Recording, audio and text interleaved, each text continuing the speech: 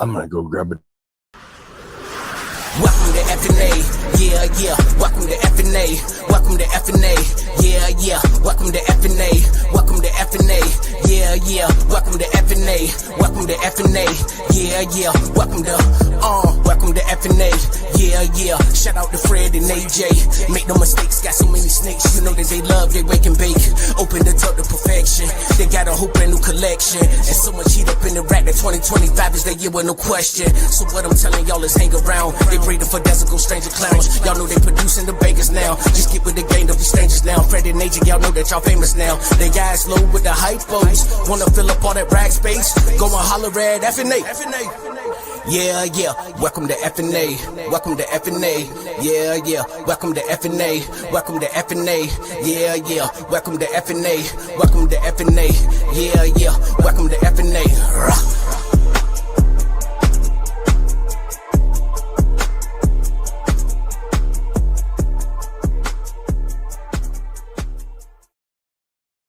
What is up, everybody? What up? Big shout out to Pat, of course, again for that killer intro. Man. Appreciate you. Thank you, sir. And shout out to Dickie Foster because he's first in the building. Oh again. shit! Let's Hell see yeah. what time did he comment this time? It was like about an hour and a half before. It wasn't 4 hours before like last week. Big shout out to Dickie. Hell yeah. Then we got the Pink Panther in the building. Nice. What up, Sammy? Ready to rock and roll. Hell yeah. What's up, everybody? He's trying to rock and roll. I'm just trying to read it in Sammy's voice. I can hear him in my head. What up, Stan? What up, Stan? That's the Representing damn fan. RWO. Right? Hope you're doing good, brother. Always. We got Mando in the building. What up, Mando? Jamie with Rising Phoenix. Hell yeah. We got Josh having a ball. How's it going, bro? What up? Shouting out the person we are interviewing. That's Hell Chris yeah. from BNS. Oh, yeah. Hell Before yeah. we got to give a shout out to who we're wearing here. Shout out to Proxima. Bomb Project. Bomb Projects again. The Menace. Who else we got? We got Jay, Green Line Morphs. What up? Nice. What up, Jake? Got Mark in the building. What up, Brotherhood Mark? Exotics. Hell yeah. What up, Elias? What up, Elias? What do you do when it's 420 and Cinco de Mayo?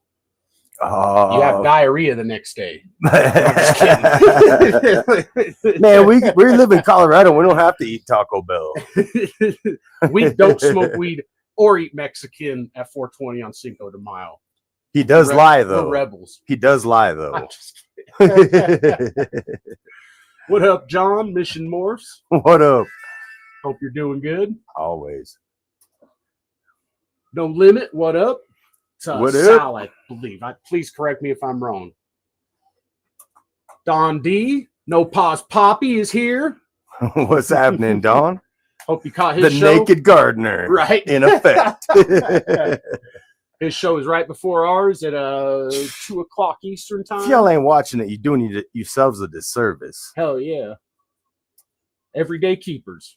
Everyday Keepers. Snake X, what up? What up, You Snake doing X? good? Oh, I missed that. There's Pat. What up? What up? That's the damn fam right Hell there. yeah. Whiskey bombing it up. All right. I'm going to hang out with my snake peeps today while I nurse this hangover. What's Hell yeah. that? That isn't nice. Hey, what's up, Jamie? What up, Jamie? Forge fam in the building. Hell yeah. Mofo family. Make sure you're following them. Right. Get them Forge coins. Right. So we're gonna bring our guest out, but before we do that, we gotta pay some bills here and give shout outs to our sponsors. Oh yeah, much appreciated for the sponsors. Hell yeah. We'll be right back. Banana Bread Royals demonstrates that taking risks leads to incredible rewards. Their work with Hypo is outstanding, and the way they combine it with their Wookiee line is truly unparalleled. The interaction with other genes like blackhead and stranger produces breathtaking, one-of-a-kind animals. Be sure to follow them on Morph Market and Instagram. Static Morphs, an up-and-coming breeder, has been working quietly under the radar and producing some heat, most notably working Stranger and Chocolate into DG, Clown, and Pied combos. Go on their Morph Market today and see what they have available. Balls of Paradise is an up-and-coming breeder who is focusing on higher-end morphs such as Monsoon and Sunset, striving to unlock their possibilities. They also breed rodents for the southern Florida area. Please follow them on Instagram and Morph Market. Lindworm Exotics specializes in a multitude of reptiles such as ball pythons, dual boas, coastal rosy boas, and false water cobras, to name a few. They are dedicated to providing the public with well-adjusted animals with superior quality. Follow them on Instagram and Morph Market. A journey of 1,000 miles begins with a single step. At Mantooth Captive Bred Reptiles, our motto is simple: live your dream. Black box reptile cages should be your go-to for high-quality reptile enclosures and rack systems. They offer versatile hatchling and adult racks that work with both Vision and Freedom Breeder tubs, as well as a wide range of terrestrial, arboreal, and bioactive cages. Located in Beaufort, Georgia, Black Box Reptile Cages offers local pickup as well as ship and freight. Check them out at blackboxcages.com and use code WhiskeyBomb25 for 5% off.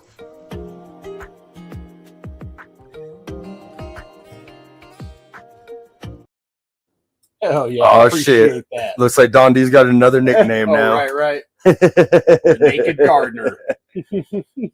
I like the I can dig it. Right. Full pun intended. No pause. We got Bosa in the building. What up? What up, fam?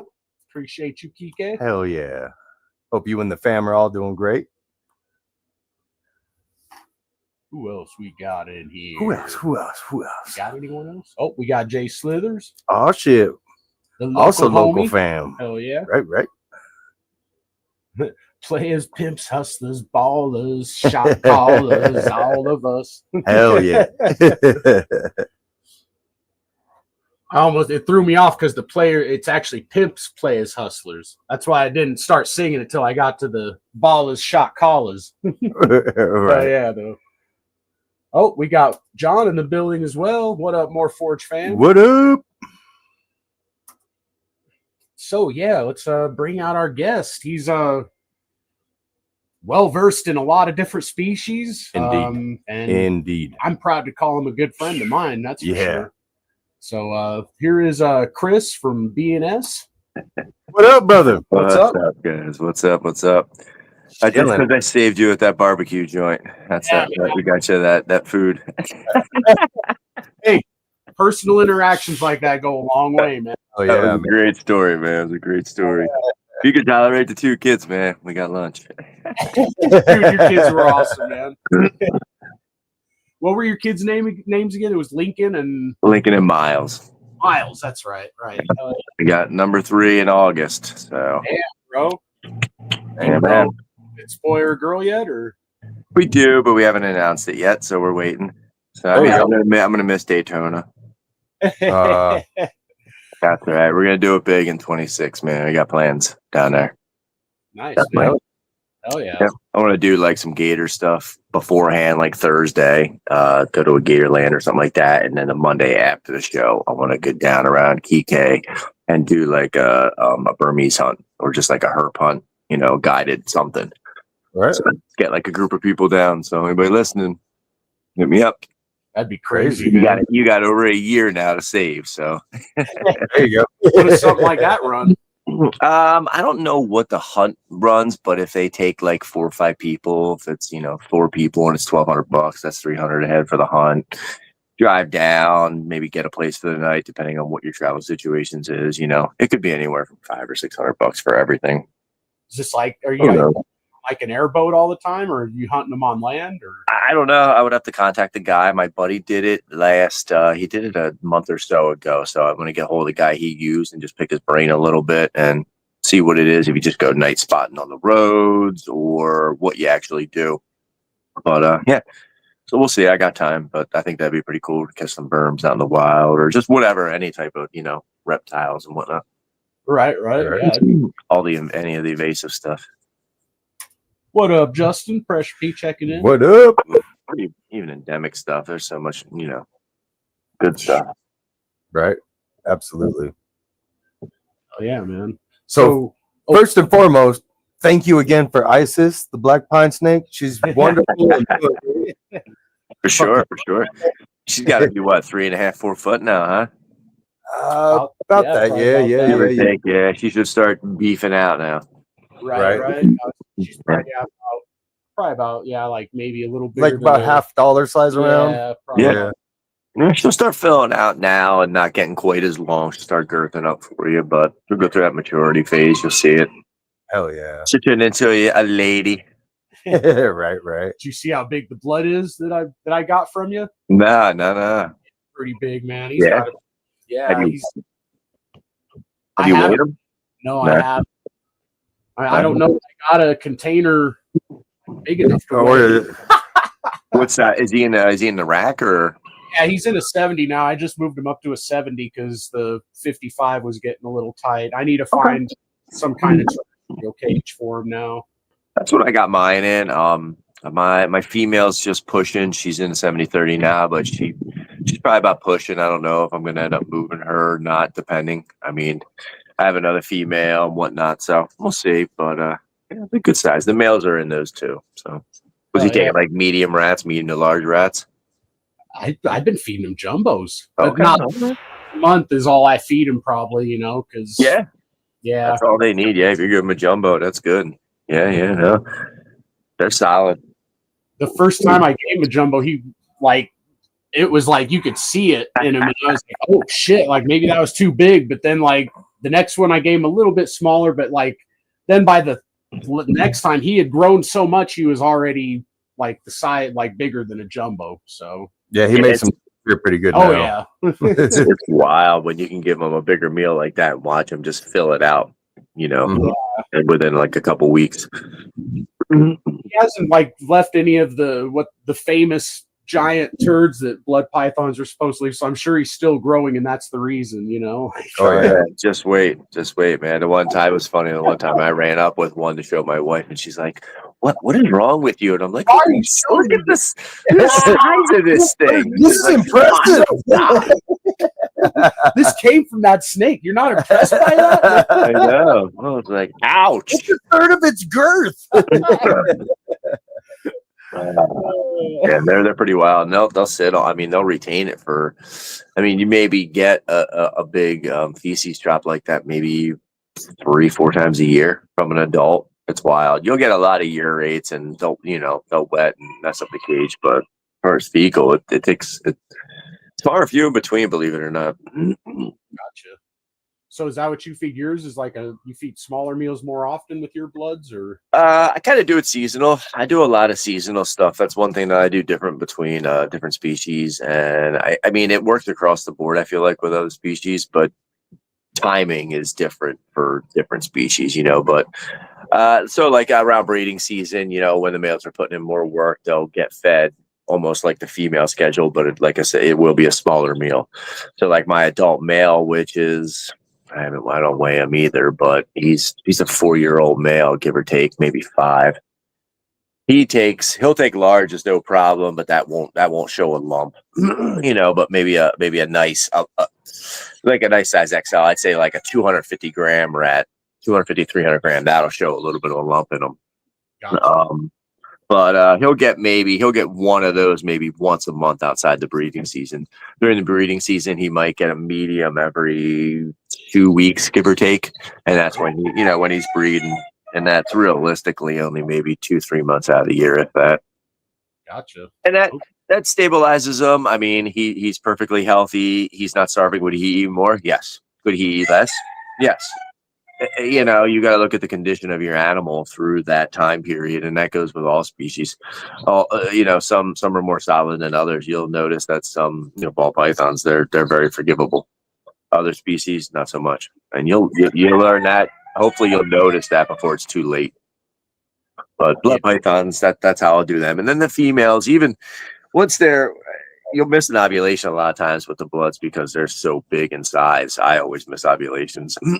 I just track sheds, you know, and I look at her and I'm like, okay, she looks like she's nesting. I'll keep an eye on her. And then poof, eggs.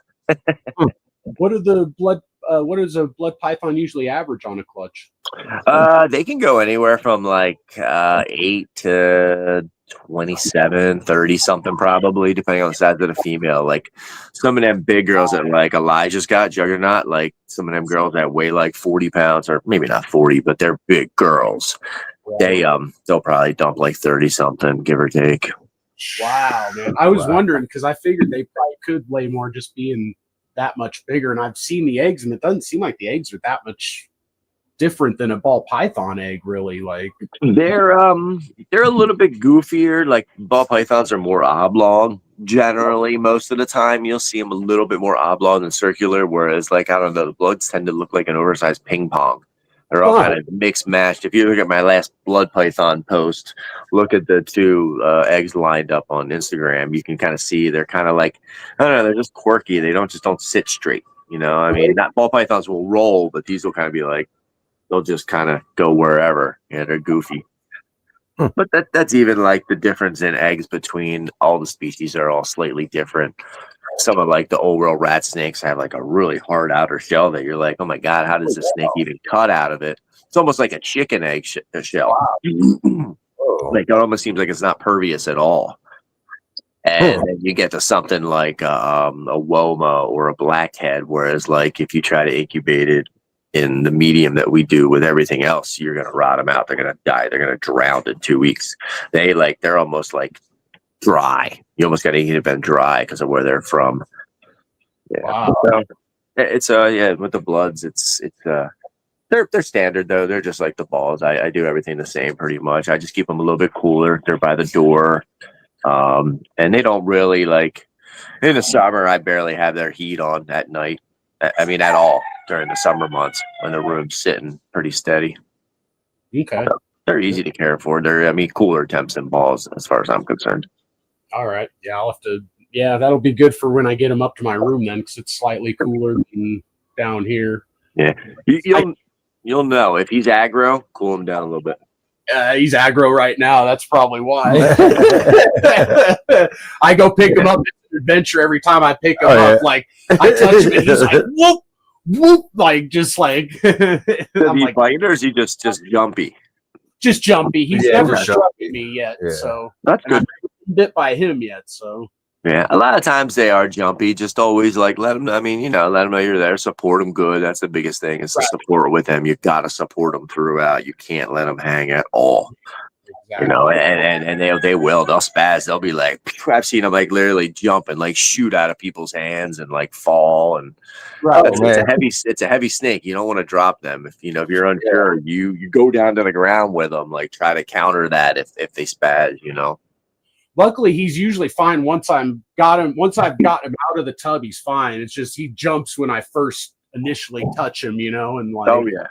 But I just keep going. I don't like jump back or anything. I just keep going, and then he's usually chills right away. Like he's like, "Oh, okay, it's just time to be handled," Good. And and I've seen him jump out of it. Like I got a real good deal on the father of that clutch, and I was, "What's up, Brett?" Right?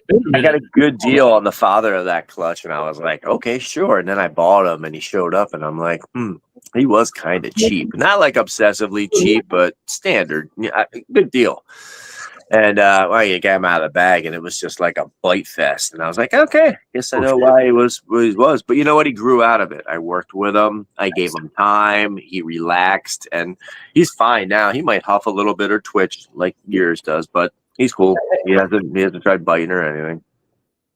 I would say my Berm's the same way, pretty much. Like he kind of like bucks and he'll hiss, and he hasn't musked me at least in a long time. He used to musk me, so he's grown out of it a little bit. Right. Yeah. Once you get them out, they seem like they're fine. Is he straight? Just is he dwarf or anything, or any type of hypo albino head, or just straight run? He is het for green, granite, and I think one other thing. But I didn't even buy him for the genes or anything. I wasn't planning on breeding him. I got him off Dylan. Okay, cool. He was just looking for a normal. Yeah, the normal pattern is actually my second favorite pattern over I like the labyrinth the most, but I didn't want to pay that much for a labyrinth when I liked the normal pattern as much as I did. So for real, yeah. Burmese was one of the first snakes I ever owned back in the day, back in the early 90s. I had Burmese, and I tried breeding them once. I wasn't successful with them, but it was interesting. They're pretty cool. I would love, man, if I had the room and like somebody that like a partner that was more involved, that I could like 2 people to handle an animal, like a caramel hypo labyrinth. Yeah, right. I would get one for display. Like that would just be beautiful. Like, and I've hatched them. Like I had a buddy of mine that he was cleaning his berms and he put them together for a little bit and didn't know. And she laid a bunch of eggs. He was frantic. He brought them up, and I was like, "Yeah, I'll hatch them. I'll hatch anything." Right. We hatched these berms, and I just remember. I mean, 18-inch Spitfire coming out, ready to eat a weaned rat. They're awesome. Wow. That's crazy, man. Were those wild caught that you had, or were they captive bred? The ones that I owned were captive bred back in the day. This was right around the albino craze. So like back in the 90s, I had purchased, I don't know if anybody remembers the name Brian Sharp. I had purchased like 10 lot of albinos off of him, and basically took them to the shows and was selling them. But I kept one. I already had an adult female, and then those all are very, very cool animals. The Burmese, I love the African rocks. Their patterns are just so cool, but their attitudes. I don't fuck with those. Their attitudes used to be really shitty back in the day, but some of the people had commented on some said, I mean, this is back in the 90s, so we should be almost like 3 F3s and F4s, if not. And they're saying that they're a little bit more manageable. So, I mean, I believe it. I mean, ball pythons were trash in the 80s. They didn't, they didn't live. They didn't do good until we figured out what they needed. So it takes time until you breed it out and get it in captivity for a while. Right. But even like the Sri Lankan pythons and like the Indian pythons, those are just, I love Indians. I don't know if you've ever seen a true Indian. I haven't. They're just, so it's very similar to a Burmese as far as size. I'm pretty sure it's size and like structure, but their color, they have these crazy pinks in their head, and just they're a little bit lighter all over, but they're beautiful pythons. They might stay a little bit smaller. I'm not positive, but they're protected, so you can only sell them like within the state. You can't sell them across state lines and stuff like that. Gotcha. Yeah, but they're kind of all in that same little family right there. That's cool. Yeah, how big's the berm now? He's about probably 6, maybe getting close to 7 feet, and he's probably about he's getting probably 2-3 inch, well, probably 3-4 inch diameter. No, probably about 3 inch diameter, probably. Okay, nice. So you're still on rats? You haven't tasted rabbits yet? He's on like large rats. Retired breeders. He's not quite up to the jumbos, but almost there. Nice. It'll be good to unload some of them rats. Dude, I can't believe how quick that guy has grown. I've only had him like a year, and he's longer than most of the ball pythons we got, I think. Like, it's crazy. Yeah, I mean, typically, from what I've heard back in the day, that within you can take a Burmese from a hatchling to over 10 foot within a year. What up, Rudy? Oh, no kidding? Wow. Yeah. Wow. Whew. Yeah, but that's like you're feeding that thing a lot, like every 5 days, and I mean, it probably would be like a pinhead. It would definitely not be healthy at all. Not recommended. Right. What up, Mitzi? Good to see you. But they'll just eat. They'll just eat, man. So how many species or off the top of your head roughly are you working with?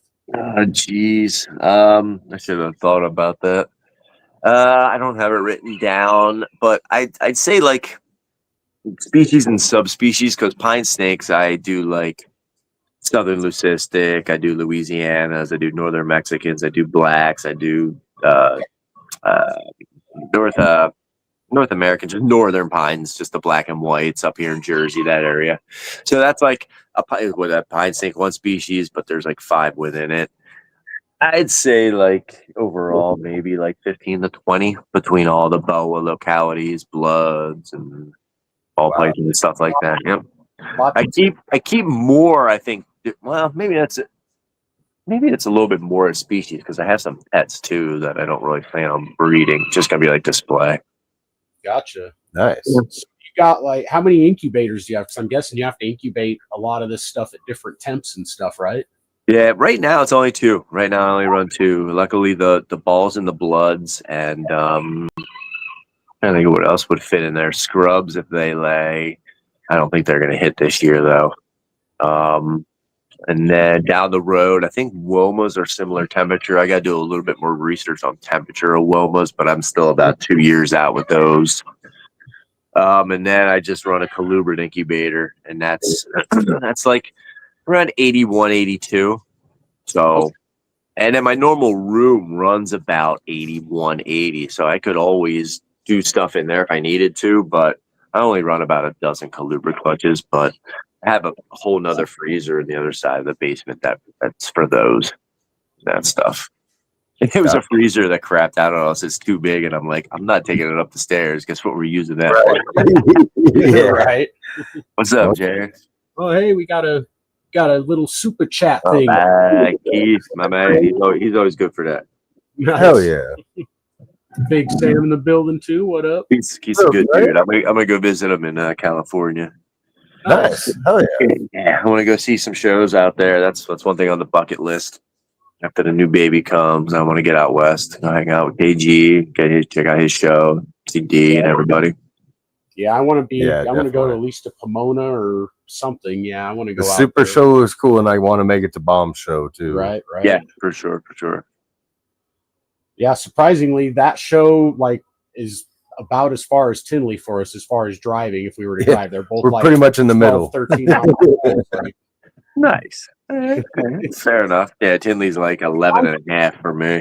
I would say it's nice, but it sucks because we're so far from any big Right. show. Like I think Right. Arlington or Dallas might be a little bit closer than 12 hours. It might be like 8 to 10 hours or something.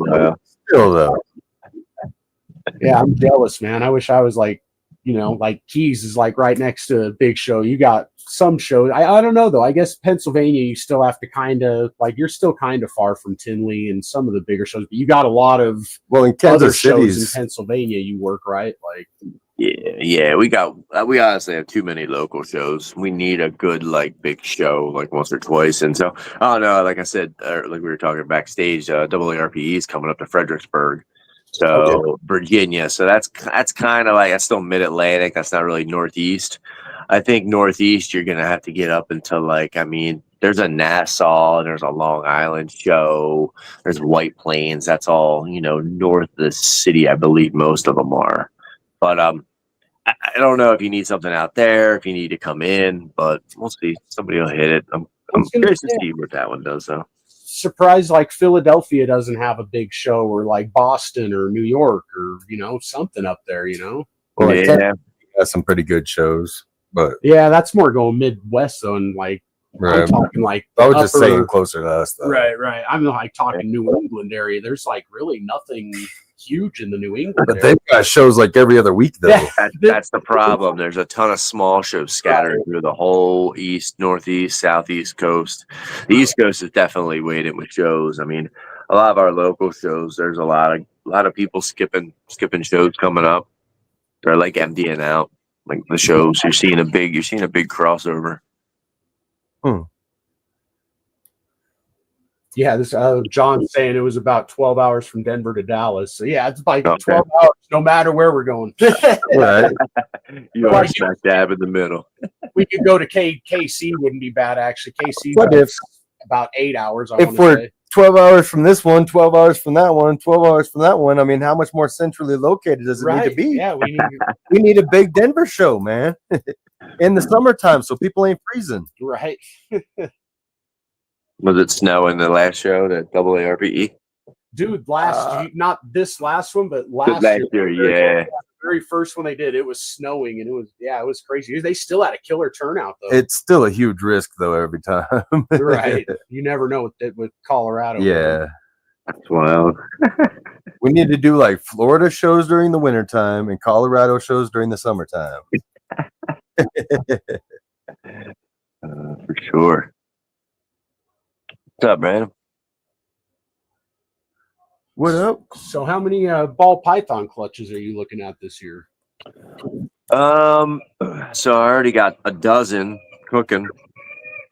A dozen cooking and one blood python clutch cooking. I'm looking at probably, I think I got like 8 or 9 girls. I know they're definitely gravid. I'm past that point of I'll mark down their shed if I catch it. Like I'll see an ovulation and right away I'll just turn their tag, and then I'll wait for them. Once they shed, then I'll mark their shed down, and I'll look at them 2 weeks, make sure they have water, look at them another 2 weeks, and look for eggs. You know, they'll be on egg watch at like the 3rd week, maybe going into the 4th week. Pretty cut and dry. I should, but then you always get surprised. You know, there's always like that one where you're like, oh wow, I threw a male in there once, and damn, she's on eggs now. I totally missed everything. So we're at 12. I think I'll get another guaranteed 8 or 9, and then I already had like 2 or 3 reabsorb. But who knows? They might turn again on the other side, which is pretty wild how they do that. Definitely. And I might have about another 5 to 8 that are just like, oh hey, I'm gonna go now, and it might be June, it might be September, and I'll keep pairing throughout the season. I'll just keep going at this point, especially if it's something I really want to pair and the female just wasn't ready. I'll just keep pairing them. Might give them a couple months off. Might give the male a couple months off around like September, but then November right back into it again. So I might top out about 25 to 26. I'm thinking just ball pythons. Hell yeah. Yeah, give or take. You got anything that you wanted to show off? Because it works a little easier to show stuff off now as opposed to when we're trying to do the races and stuff. It's up to you guys. I mean, you said you want to check out the peacocks, right? PK requested blood earlier, but I don't know if. Yeah, I don't know, like if you're close to your snakes or whatever either. Like they're in the basement. What was the request? Kike was wanting to see a blood earlier when we were talking about bloods. Yeah, the mother of those she just took a rat. I mean, we can do the bloods. We can do the outdoor. I'll show some peacocks real quick. Hell yeah. The mom, she just took a medium rat, so like I'll open her up and show her. I won't get her out, but I didn't even know you were outside, man. Yeah, I've been outside the whole time. Wow. Like a sun patio area. Hell yeah. Let me see if I can switch over. I'm not gonna try to switch it over. I'll just go over that way.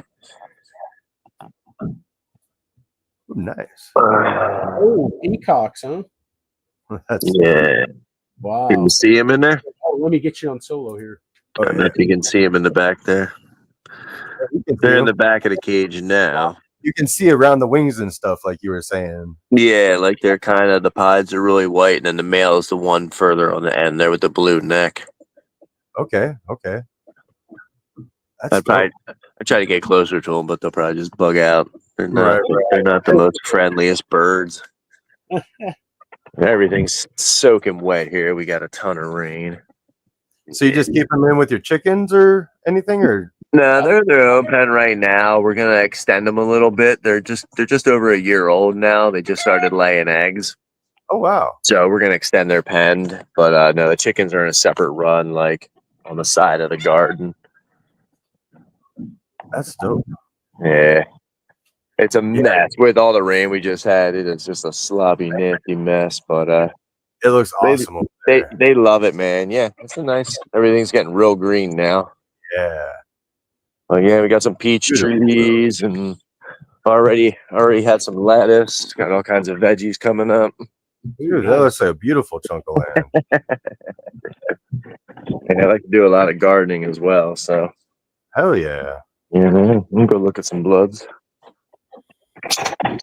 Yeah, we got a peach tree and a pear tree that are getting pretty big now. Last year we got quite a bit, and this year it looks like we're gonna really. Oh do man, the good on blooms them. are fucking everywhere right now. Yeah, my peach tree is loaded. I got to go through and like pull off all the little peaches and focus on Probably what we should do. larger ones. Yeah. Yeah, we're probably gonna try to do as much bracing as we can, like we did the first year. Started producing real good. Oh, is that a Curtis? So yeah, that's a big Sumatran girl. She's been a little goofy for me. She's been breeding a T positive, but she laid like one slug last season and then pushed out like an older egg. So I don't know if she was a little bit egg bound and just held on to it. But she's back on food now and doing all right. But well, not sure. Just giving her time. Herdy. Yo, quick side note about egg bound. That girl that was egg bound for us. Yes, right, I wanted to ask you about that. Just gave it up yesterday, and Yeah. it's like it was like right around what you said yours was. I want to say you said yours was 70 something days, and I think ours was like right around 60 something days. Yeah. I forget exactly what it was, but that's nice. Such a weight lifted off your shoulder, right? Finally able to breathe on that girl, man. That's nice. This guy's nose is all rubbed up, but he's looking for the girls. That's the male Yeah. T positive batik. Yep, I recognize that. That's the sire to the majority of the T positive stuff. Yeah, he's a good boy. I was feeding in here though, so better watch out. Better not get hammered. Not what I want to do. And this is the one. It's the girl who just took the medium. This is the mom. Oh no, I'm sorry, I skipped the one. That's the T positive Sumatran. Okay. Wow. That's crazy looking. Like a lot more colors and stuff on that one. Yeah, more of a caramel. Yep, more of a caramel albino. This came from Juggernaut. That's cool. Yeah. Yeah, it's a nice male. He's a good boy. He's really chill. He's never tried to strike or anything. He's got some nice oranges on the side of his head. I don't know if it's coming in. A little bit towards the back, it looks like.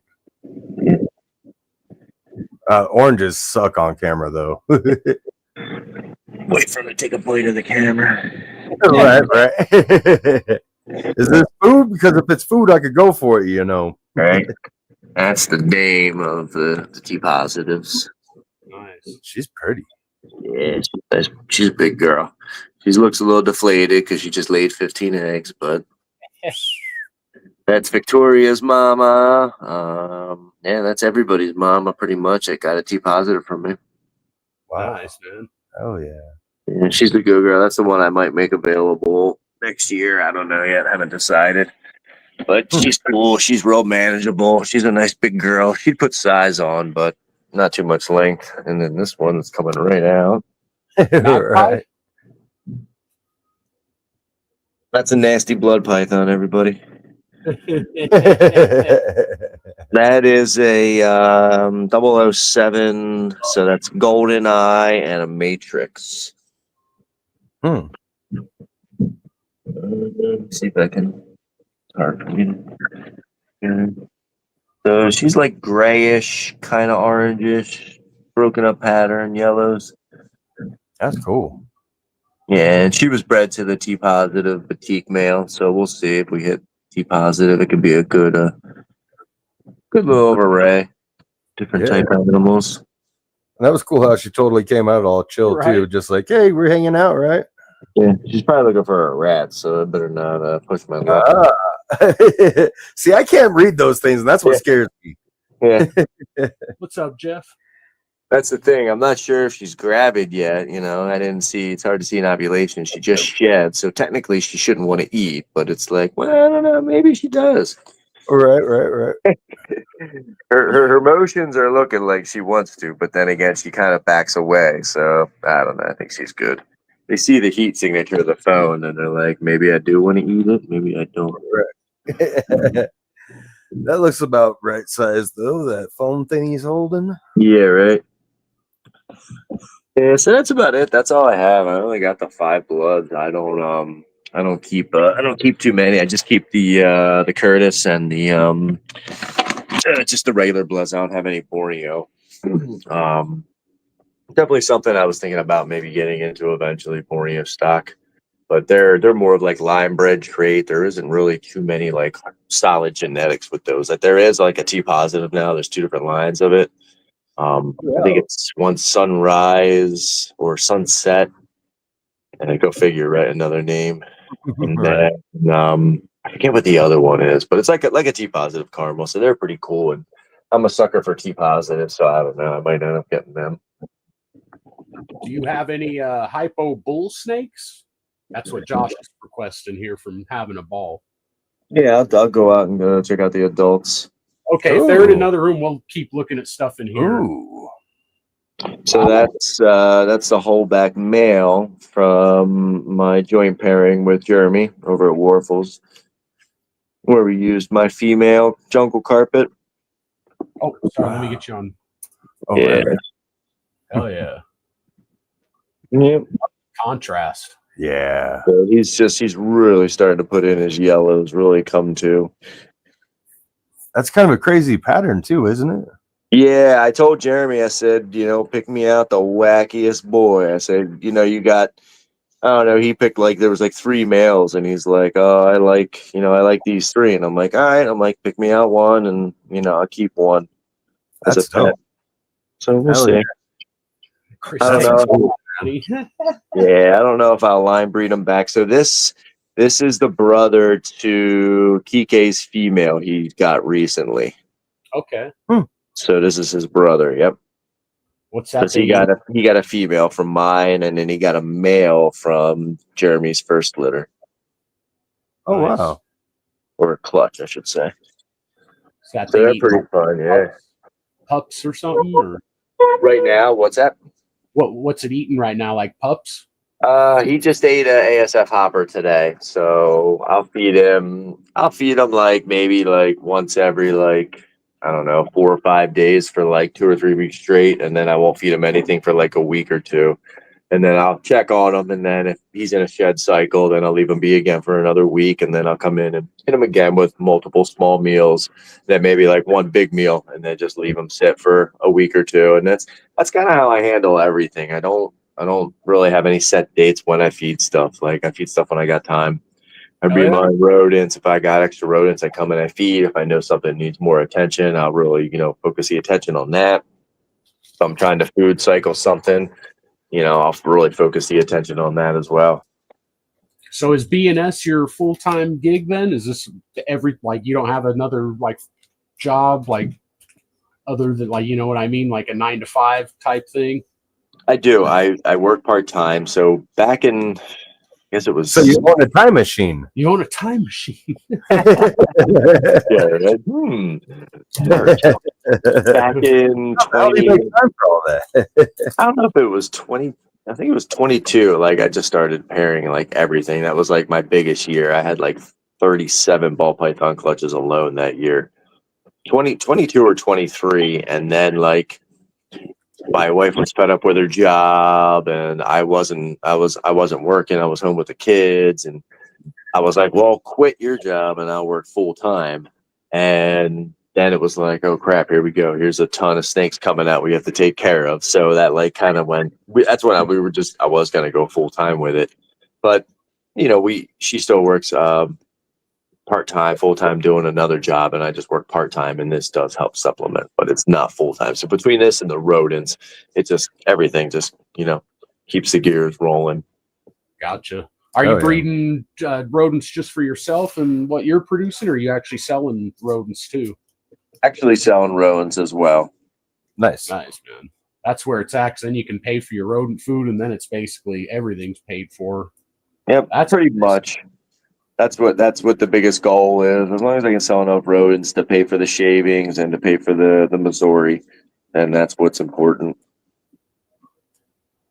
What kind of boa is that? That is a boa. Yep, that's a Tar Hamar. Ah, Yep, almost. This is one of Miguel's. Oh, I dumped all the water out. This is one of Miguel's. Okay. Yeah, I like that. That pattern's dope. Yeah, they're a little bit darker, but they're definitely very cool looking. And they stay a little bit smaller too, right? Yep, these guys stay really small. Gotcha. Beautiful snake, man. I love all that intricate granite on it. What's up, TAC? Mm-hmm. Yeah, these guys, the adults are in a 5540 hybrid. Like they don't need anything much bigger than that. Wow. Yeah, she does not like the phone. She's like she's squeezing my fingers like they're eroding. She's like, I see you Yep. all staring at me and I don't appreciate it. I gave her a small hopper earlier, so she's probably like, yeah, just leave me alone. Right. But it's all good. I don't blame her. Yeah, so that's pretty fun. Hopefully Womas. These guys are pretty cool. This is another species that I have growing up in the rack. Ooh, Yes, sir. just wow. Woma, right? Nah, that's an Angolan. Oh,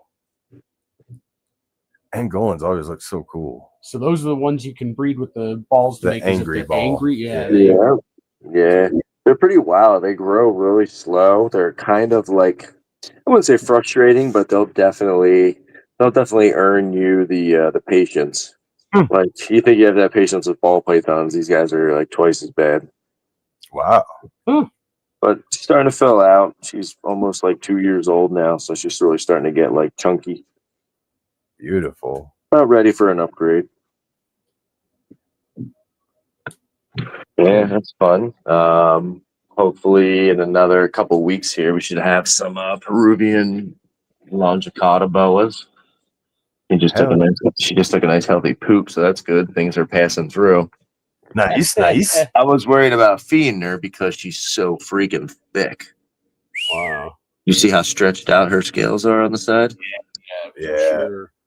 She's just coiled up on the heat, and a lot of myths about boas. A lot of people think that you treat them like a ball python. 9 out of 10 times, once your ball python ovulates, it's not going to eat. Right? Do you guys have anything to eat after that? It's We rare. haven't really. Yeah, not usually. No. Some people say they have some and whatnot. I don't even bother offering food after they ovulate, to be honest. But when it comes to these boas and some of these smaller species, you gotta continue to offer them meals to keep pushing through that growing process. So like her, I'm not gonna offer her any more food. She's plenty big enough. She just passed food. She's due in about another 30 days, give or take. So she's on her own. Yeah, she ovulated back at the end of January. Now see this one? See, she came right out looking for food. Right. Ready to go. Yeah, that's my dark phase. So she's about 6 weeks behind that other one, but she's coiled up, not quite as stretched out. And you could see the behavior, how this one came right out. Like, where's my rat? Right. Whereas the other one was tucked back, just kind of like, leave me alone. Leave me alone. Yep. I just took a nice dump, leave me alone. All right. I'm marinating in my stank. Leave me alone. That's right. But now she realized she's not getting fed. She's like, oh. Yeah, they're pretty fun. Hopefully they'll be going. And I was super happy about my Argentine. She ovulated. That was a big goal this year, the Argentine. Hell yeah. But I didn't even know. I don't know that I've ever seen boas on your table. The couple times I've seen you sell at vending. I had I bred the Tarahumaraans and I would have the Costa Ricans on there. I only have one Costa Rican left. What up, Eric? What up, Eric? Those two are usually like every other year breedings. So that's a completely different color scheme than that other one we just looked at. I can get it in the camera. Right. This one's got a little bit more oranges to the tail. It's a lot lighter in color. Wow. So this is a Costa Rican boa, where that other one was a Tarahumara mountain boa. These will get a little bit bigger than the Tarahumaraans, but still a very manageable boa. This is almost a year old. Oh, wow. Yeah. So like sometimes I'll have them on my table as in like a tower display. I had the Costa Ricans and the Tarahumaraans at Tinley. I think Vin Russo had some Tarahumaraans, but other than that, those are the only ones there. You don't see them too often. I think what's his name? Jason's Reptiles out of New York. I think he works with them. Jason's Exotics. Okay. Yeah, they're pretty cool. So between those, the locality boas are pretty fun. I mean, this is an adult. I better grab my hook and I open up that cage. I've been pairing her and like it. So my Costa Ricans and my Tarahumaraans, I usually go every other year with her, but the female was looking like she was building the Costa Rican. So I'm like, crap, I'm gonna throw the male in there and see what happens. I don't want her to slug out. They say that's a lot unhealthier on them. So she's in food mode, but she's pretty good. She'll come out. She'll pick it up. Where's she at? There she is.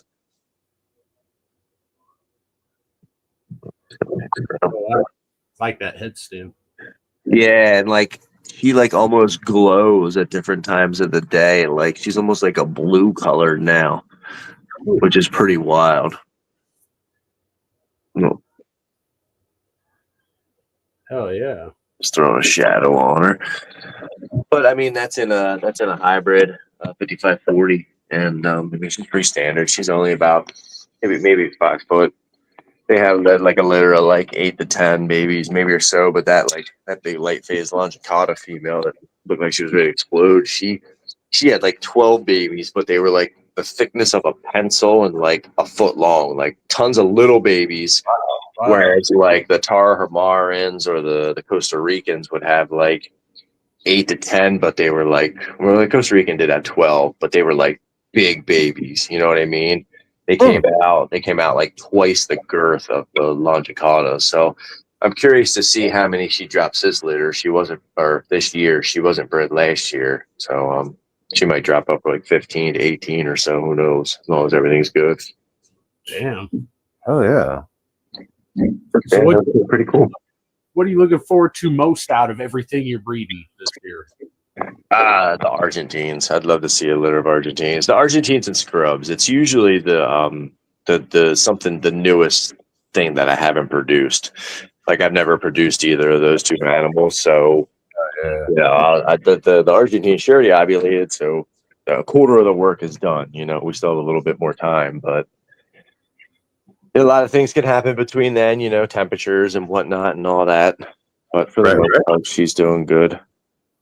But it's pretty much the other snake room is just where all the colubrids are down a different wall of the basement.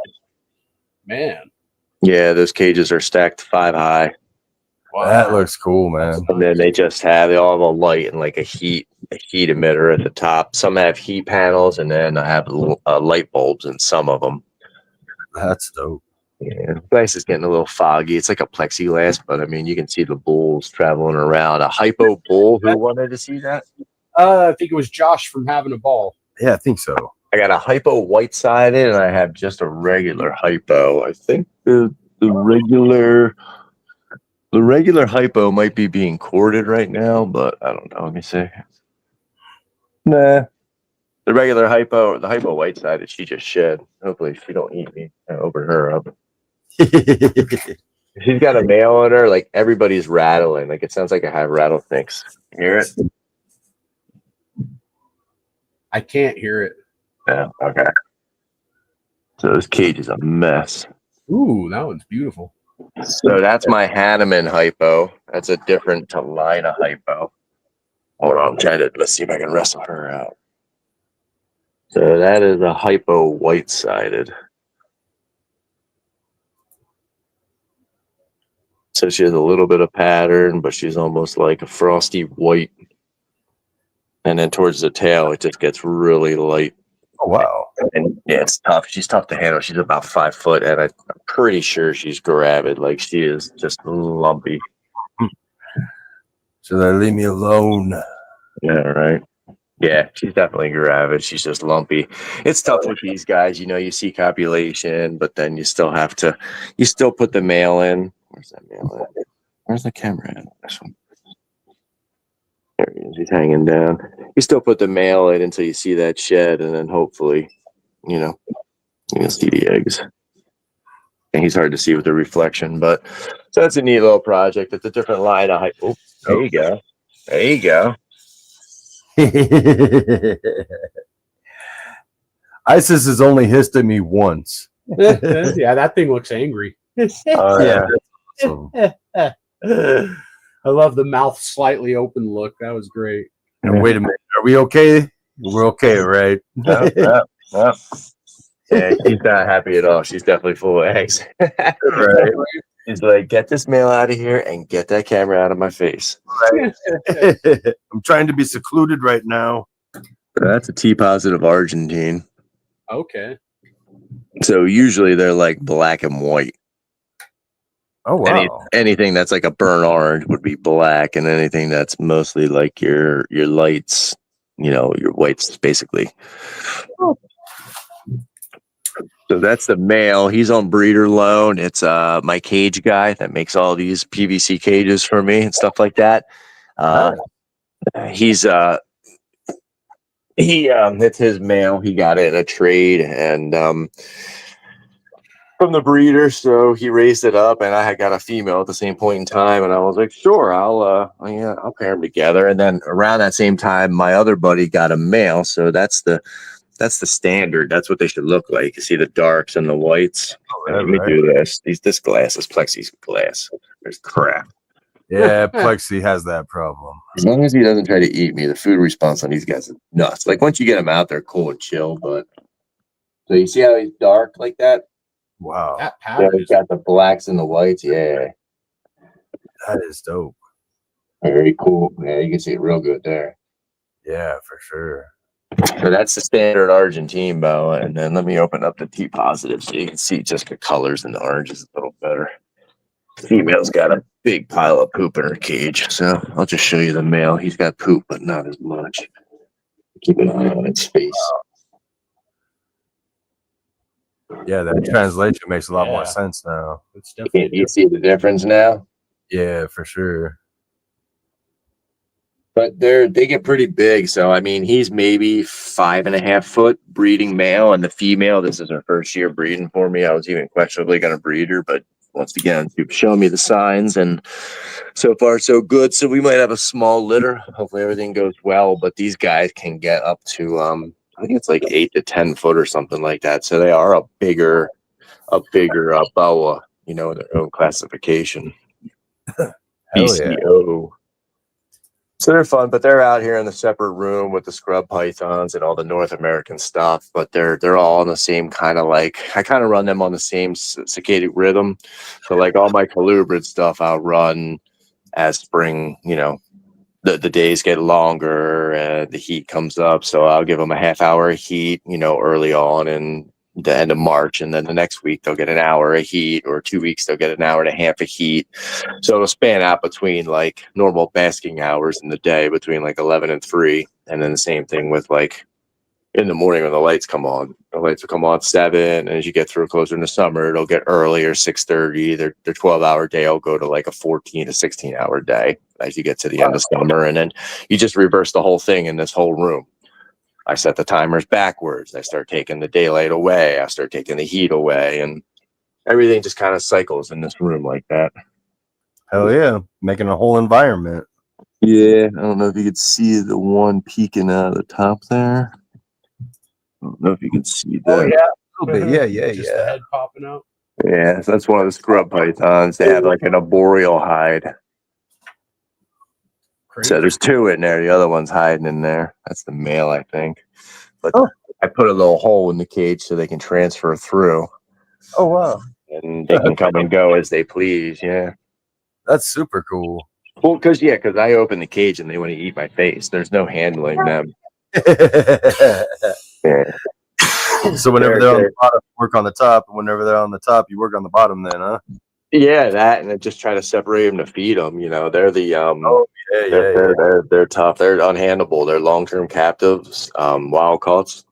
I'm hoping if I can get them breeding, get a clutch, I can hatch some babies out and hopefully hold them babies and tame them down so that you can work with them. Right. I want to hold that thing so freaking bad, but they don't agree with that though, huh? Yep, and here's Isis's parents. They're paired up, the sire and the dame. I'm not sure which is which. Okay, that's the dame, the one coming out. This girl.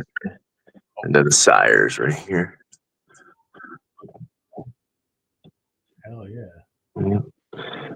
All nice and stinky in there, shed skin, urates, good stuff. What kind of clutches? Like how many do those usually have?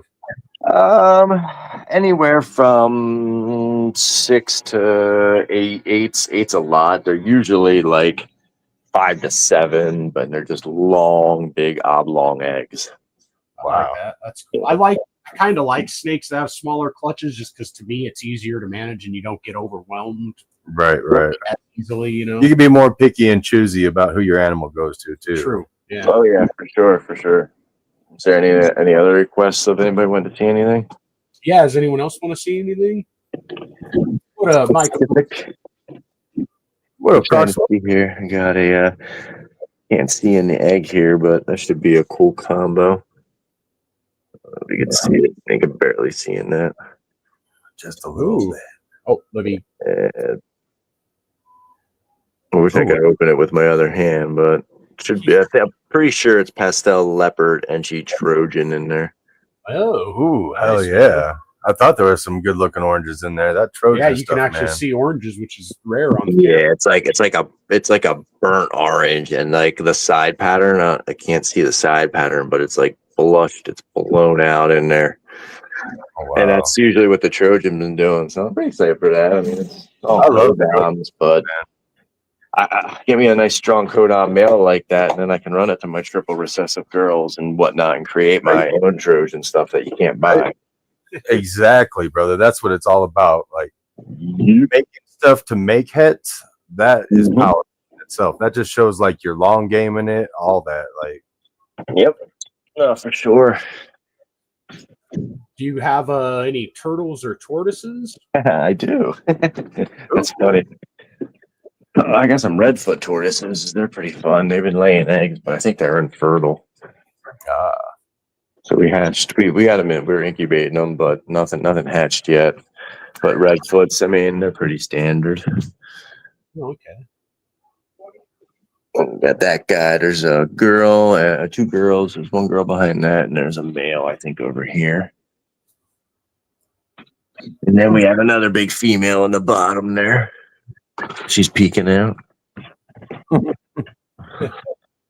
We're gonna turn one of them cages, I think, into a iguana cage. I think we're gonna pair them all up. Those cages are like 7 foot by like 3 foot. They're pretty big. I want to build like a second level in it so the tortoises can like climb up and get away from each other if they want. So if the female want to get away from the male, they can. Oh yeah. But, yeah, like a little second story condo. But then I want in the other cage. I was talking to Miguel, and he's got a rhino iguana that he's trying to send to me. Oh. And that's where'd he go? That's Sammy the Sulcata. Hell yeah. He's about 6.5, 7 years old or so. Probably 40 pounds. He's a big boy. He's got his own shed. This is his shed. He lives outside in his own shed. Do you just throw like a heater or something in there in the wintertime, or? Yep. He's got in the corner of his room, he's got like they call it a pig blanket. It's a cane heat mat, and it's screwed down to the floor, and then I epoxied the floor as best I could. It's got to be redone, but because these guys just scratch their bulldozers, man. They just constantly try to get out. But then that white stuff is like the material you use in like labs or like restaurants. It's like that wipeable surface. Oh, okay. So he can't grip on any of that white stuff. So he just slides down. But it's good that we like insulated the crap out of this. He's got a humidifier in there, a heat lamp, UVB bulbs. But he's got a little pen. He comes out. It's all mud now because of the rain. But we take him out of here and he grazes in the yard. He gets tons of lettuce, zucchini, all kinds of stuff. Yeah. I was going to get him some sod for his cage, but he's just going to F it all up anyway. So. Right. I'd love to move his cage, but we're kind of limited to where we can move it and keep him sheltered at night, you know? He's big enough now that like we don't have to worry about birds of prey, but I don't know if like a raccoon or a possum might F with him a little too much. Yeah. But he's big though, so maybe they won't. Do you have any problems with that, like coyotes or any kind of like messing with your peacocks or any of that stuff? So yes and no. We have a lot of fox. One morning when I was hunting, I saw 3 fox in like a half hour. Wow. It was bad. But then again, it was kind of around the breeding season, so they were moving and chasing each other around. Just the red fox. We used to have ducks in that same pen with the chickens, but they would never like go in shelter. They wouldn't go in the chicken coop, and I even built them like a little shed, like just a little hut to go into, and they never used it. So one morning I came out and I was going hunting, and I came back in at like 9:30, and I'm like, man, it's really quiet out here because the ducks don't shut up. You can get up at 2 a.m. and open the back slider, and you hear at 2 a.m. You're like, dude, you're gonna get eaten. That's all right. Well, that's what happened that night, man. I come out and like it's really quiet, and my wife opens the slider and she's like, "The ducks are dead," and there's like one laying there dead, and I'm like, "Oh crap!" There's another one laying there with its head gone, and then the third one completely gone. No feathers. There's no struggle. Wow. I don't know. There must be 1,000 zip ties on that pen to keep the fence together. I don't know how it got in, and I don't know how it got a duck out. Whatever it was. Wow. So I imagine it was a fox, but we do have weasels up here. I don't know. I'm stumped. So it is what it is. I shoot 1 fox a year. I get them mounted.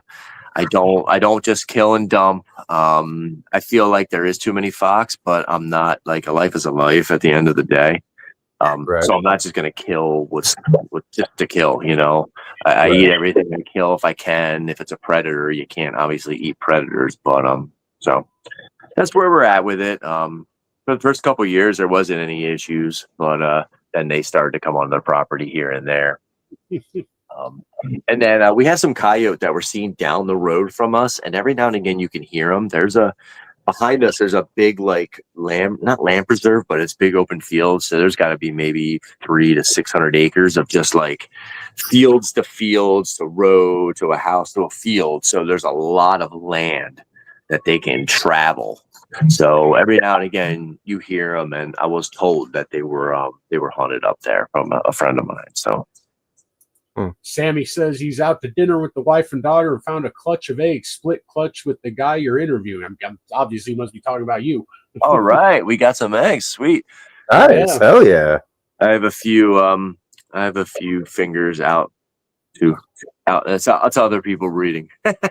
Yeah, man. Hell yeah! That's we know how that goes, right? Sweet, Sammy. Good deal.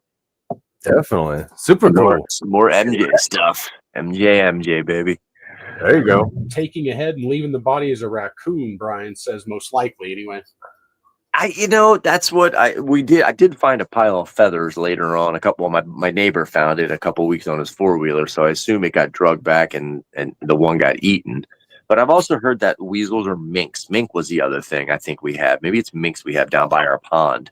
And I was always told that those do kind of that same thing. They just kind of kill at will. They don't really eat everything.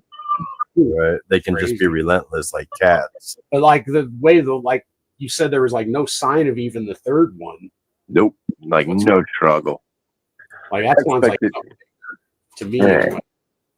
Oh, weasels are relentless. So, yeah, that's true. I mean, it could have just fucking ran in there, snapped the neck, took off with it. Right. And they say they can like carry like 2 or 3 times their body weight. Like they're strong little buggers.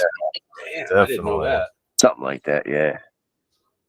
Well, we're going to keep asking you some questions here and there unless you got to go somewhere, but we're going to do a commercial break and get some races going here. Yeah, no, I don't got to be anywhere until 8 o'clock with the other podcast. With Jeremy, I got to run. All right. So, yeah. I can't be on that long, though. I got to eat dinner. Right, yeah, definitely. Yeah, absolutely. We can't go that long. By like 6:30 or so. Yeah. Cool.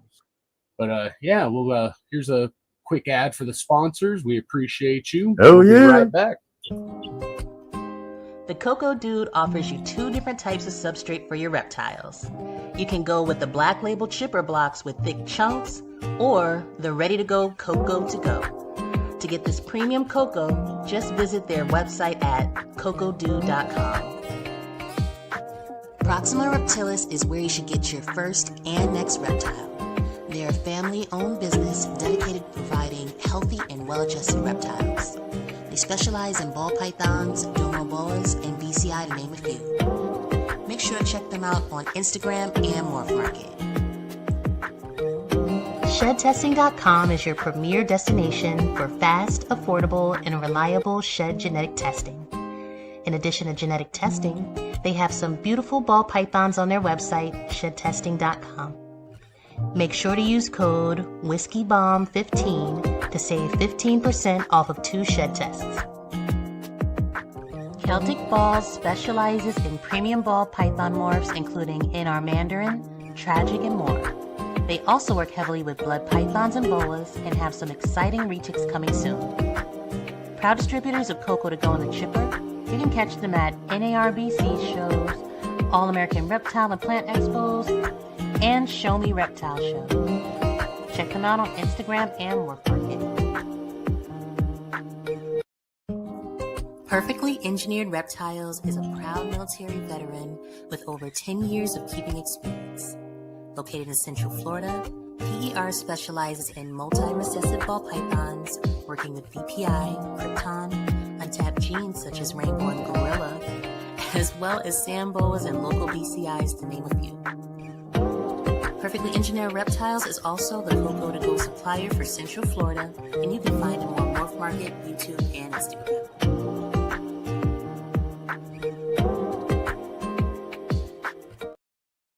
Big shout out to the sponsors. Hell yeah. Big shout out to the sponsors. Especially the Cocoa Dude. Cocoa Dude, you can get in contact with me too if you need any info on anything Cocoa Dude related. Chipper, Cocoa to Go. And if you're in Colorado, hit us up. Yeah, if you're in Colorado, hit us up because we're at least in the Denver area. If you're in like Springs or Fort Collins, hit this guy up over here and then talk to him about being a distributor in that area. I think you pointed the wrong way, though. I did? Yeah, you're pointing at me. No, I was pointing above you. Oh, gotcha. Never mind. Yeah, Chris, I'm like, no, don't. We'll get you in the right direction either way. Right. So we got, for today's prize for the races, it's a $100 credit to Blue Collar Balls. Hell yeah. Big shout out to Blue Collar. Hell yeah, appreciate that. Absolutely. I don't think anybody reached out to me yet for the week I was credit. Oh, really? Yeah, we'll have to talk about that then. I'll have to look back and see who won that. Right? Yeah, that's not wise to take advantage because you got so much to choose from. Man. Like, Well, inventory is low now, but in another couple months there'll be a lot. hell yeah, man. Nice. That's crazy that you're saying inventory's low, like with all the stuff you do. That's awesome, man. It's wild. I only have I have 1 Louisiana pine, 1 northern Mexican pine, that Costa Rican I showed off, and then maybe 10 ball pythons. Damn. I mean, yeah, I got a few adults available, but that's it. So, yeah. But the market's dead. I was just saying, I didn't say that. do you do most of your sales like in shows or Morph Market or social I'd say media? it's like 50-50. I say it's usually about both. Tinley's a good show. It wasn't hugely monetarily great, but it was still beneficial. Still paid for the trip and dinner and getting out there and all that stuff. We were lucky to use miles with airfare and hotel points and stuff like that to make the travel very cheap, Right. But I'm excited to get that out of there and take some different things to definitely into Fredericksburg, like for the WRPE. Like, I don't know how many people are going to follow that circuit from the Charlotte area, because I only saw like 2 bull snakes at that whole show. Oh, wow. So, I'll be able to provide hopefully a niche that nobody really has there, unless, it's a different area. I know there's Boss Hogs. He's kind of up in my area, so he might jump on board on that show too, but that's fine. I mean, he does some of my local shows with me, and I'm out of bull snakes. So obviously it's working. Yeah, I'd like to do something like bull snakes or pine snakes around here, but I'm not. We got to look into legalities. There's definitely weird. I think pine snakes we might be able to because they're not a native species, right? That's probably what's keeping like a lot of these shows away from Colorado. Is our laws are just so fucking vague. I mean, pines you're fine, but the bulls you probably do have to get special permits. But you know what? The permits aren't that bad. Like I got to get a special permit to sell in Tinley. It's really not that bad. The permit alone is like $25. It's just kind of, it's not extensive, but it's some paperwork. You have to submit what you're bringing, how many animals, and then you have to record, like when you make a sale, you got to get the person's driver ID number, their address, their phone number. And I have to bring that home, and I have to submit those receipts to Illinois. crazy. That those people bought those bull snakes, and if they're in state, they can only purchase 3 or 4. But if they get stopped driving out of the state, they have to show that paperwork with the animal, or they get it's like a federal offense. It's pretty intense. Wow. But the procedures are easy to do. Don't go. DM me. Don't go around the state. Don't go around the law. Yeah. Okay.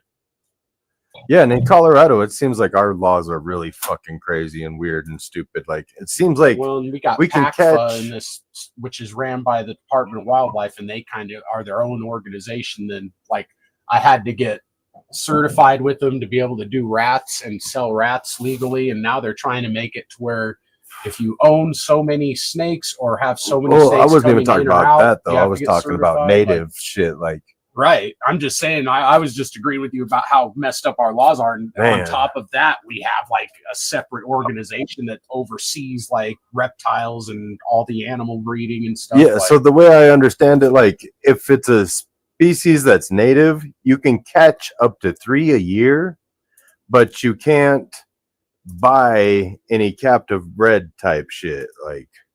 Right. In the state. Yeah. Yeah, every state's a little bit different like that. Like PA, I don't think you can sell endemic species in the state. Yeah, that just doesn't even make sense to me. Well, what doesn't make sense to me is the animals that are on the CITES lists and the protected species and stuff like that. For instance, the black pines, the Louisianas, and say Jamaican boas, Eastern indigos, shit like that. Why? I get it, they're protected, and you don't want not illegal sales across state lines, but why don't you put a license requirement or a fee or a transaction fee across state lines? Donate that money to the organizations that are trying to rehabilitate these animals in the wild, and let these people breed these animals that want to breed these animals across state lines. Let's get these populations up. Let's keep them in captivity. Shit, let's even go a step further. Let's get tests out to these underground breeders, and let's have them test their animals. If they're clean, ship it down, and let's get them back in the wild. Let's get them back in Georgia and Florida. Yeah. I know they're releasing some, but let's get them I stable. would love to see that. The Jamaican boas, they're almost gone in Jamaica. How cool would that be? They're going to be gone in the next 10 years. Yeah. You can't even sell them across state lines. It's just so weird. Us as hobbyists obviously have love for these animals. Why wouldn't we want to participate in getting the species back in its native area and get their numbers up, in places where it's struggling? We would be all about that. Yeah. Yep. I would love for my son to be, my age and be able to travel to Jamaica and actually see a boa in the wild down there. But unfortunately, I don't think it's ever going to happen unless I get some captive. That's the only way he's ever going to see them. Right. This person said we're looking at Colorado laws and we're confused if they could even own a ball python after going down the rabbit hole. It's just so vague. That's good stuff. Well, and apparently, Trevor Ball Labs was telling us that the city he lives in, which is the second biggest city in Colorado, Aurora, And he was saying that you're not supposed to, according to their laws, have any snakes over 6 feet. 6 feet. Yeah. Wow. No I was shit. like, I have to move because of my carpets. I'm like, dude, just don't say anything. They ain't gonna fucking. I've never heard of anyone in Aurora getting arrested for snakes. I mean, It's the whole thing that it's a added Could charge happen. that could happen Yeah, if exactly, anything and were that to is the happen. Blah shitty blah thing. blah. And yeah. That's who when I get my scrubs, when I finally get my scrubs to hatch and babies and everything's solid, I'm sending the adults to Trevor. Fuck yeah. Trevor's good people. Yeah, absolutely. It was funny. And the one we were talking one time about how mean they were, and I was like, "Sweet, I'll send them to you, man." And he's like, "I'll take them anytime." And I'm like, "All right, bud, give me some time. Give me some time. They're yours. Don't worry." Like I'll call your bluff, and Trevor's like, "I'm not bluffing." Yep, exactly. Okay. Ship it. 751 species for Trevor. Check. Man, that guy's got a bit of every fucking thing. Am I in the race? Can I win? Oh yeah, let me get you in there, bro. Oh man, Yeah, guys. give me. Rig it so I win. I hope I win the first time, so everybody can say it's rigged. Right? Yeah. Rigged. What's the most excited combo you guys are excited for this year? Man, Which one? Break it down. Which one gets tops the iceberg? Like, is there 3 or what? There's probably several. Yeah, I think we got a chance at Visual Paint Clowns, and she looks like she's going for sure. Ooh. And then we just got a lock with the Stranger Leopard Coral Glow Clown to the Wookiee Red Stripe Yellow Belly Clown. So that's And then, like, a lot of the Tinker stuff. Like, oh my god. Good luck IDing that banana. Jesus Christ. I was gonna say it's gonna be interesting, but like, holy moly. Oh, dude, it's gonna be great though. Is it a male maker or a female maker banana? It's a female maker. Oh, geez. So you hit a beautiful female, you're gonna be like, I don't know, we're keeping it. Oh, yeah. The red stripe, it could be everything, dude. Things can come out radioactive if you hit everything on that.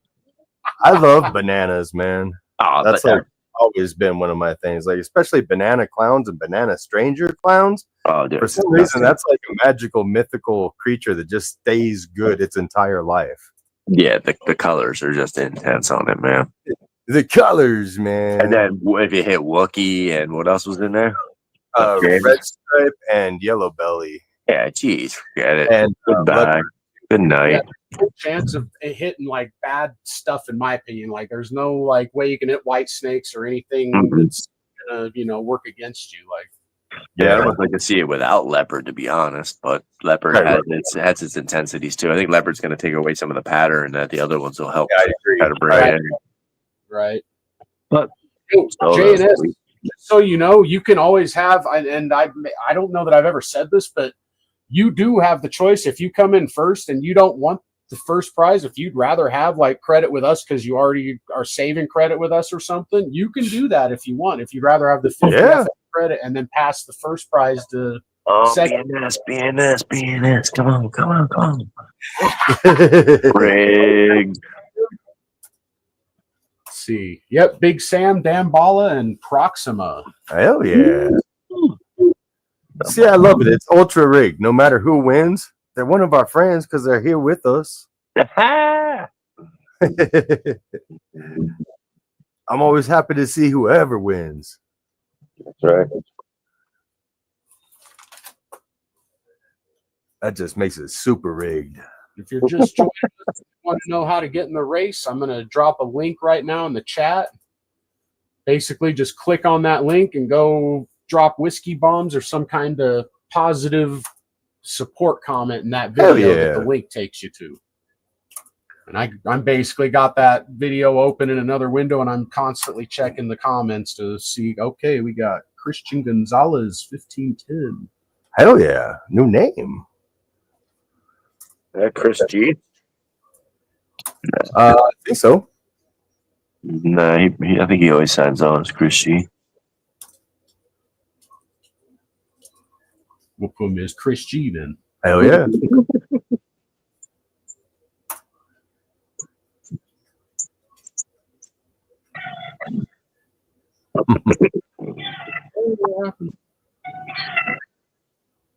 Oh wow, I like.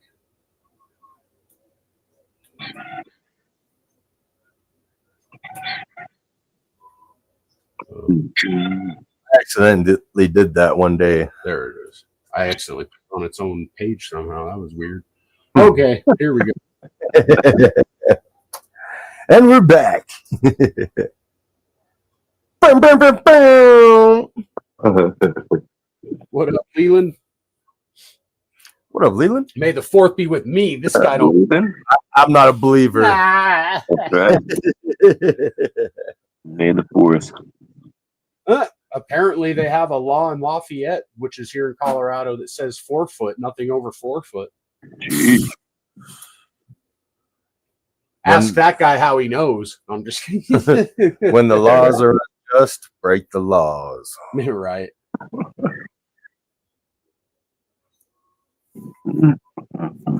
So no public showings there, John. Right. JBC. PCP for those of you in the chat. Somebody took off. Damn, right? Bald head. I don't know if anyone's going to catch him, but here they come. Crazy, yeah. Yep. CKP got it. Dang. Hell yeah. The homie Chase. Jumped ahead too early. Followed up by Bald Head. Followed up by Jamie LaSalle. Uh-oh, Jamie's already coming, getting on the scoreboard. Hell yeah.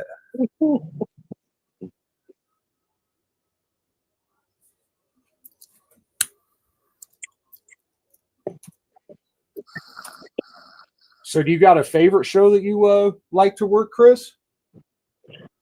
Yeah, as far as vending, right? Yeah. I don't know if I got a favorite. They're all kind of. Yeah, right. It could change at the best one of the week, right? Right. Which one's going to make my table cheaper? Yeah, exactly. Right now we have a new one that's in the Lehigh Valley area, and it's really small. I feel like it's small compared to the other ones, but it seems to be like, I think because it's smaller and there's less vendors, that each vendor tends to do a little bit better for the crowd. So like it's a smaller venue, but I think like successfully, like the 3 that I've done there, I've always been way in the positives, whether it be with Coco and Snakes, Chef Snakes, or you know what I mean?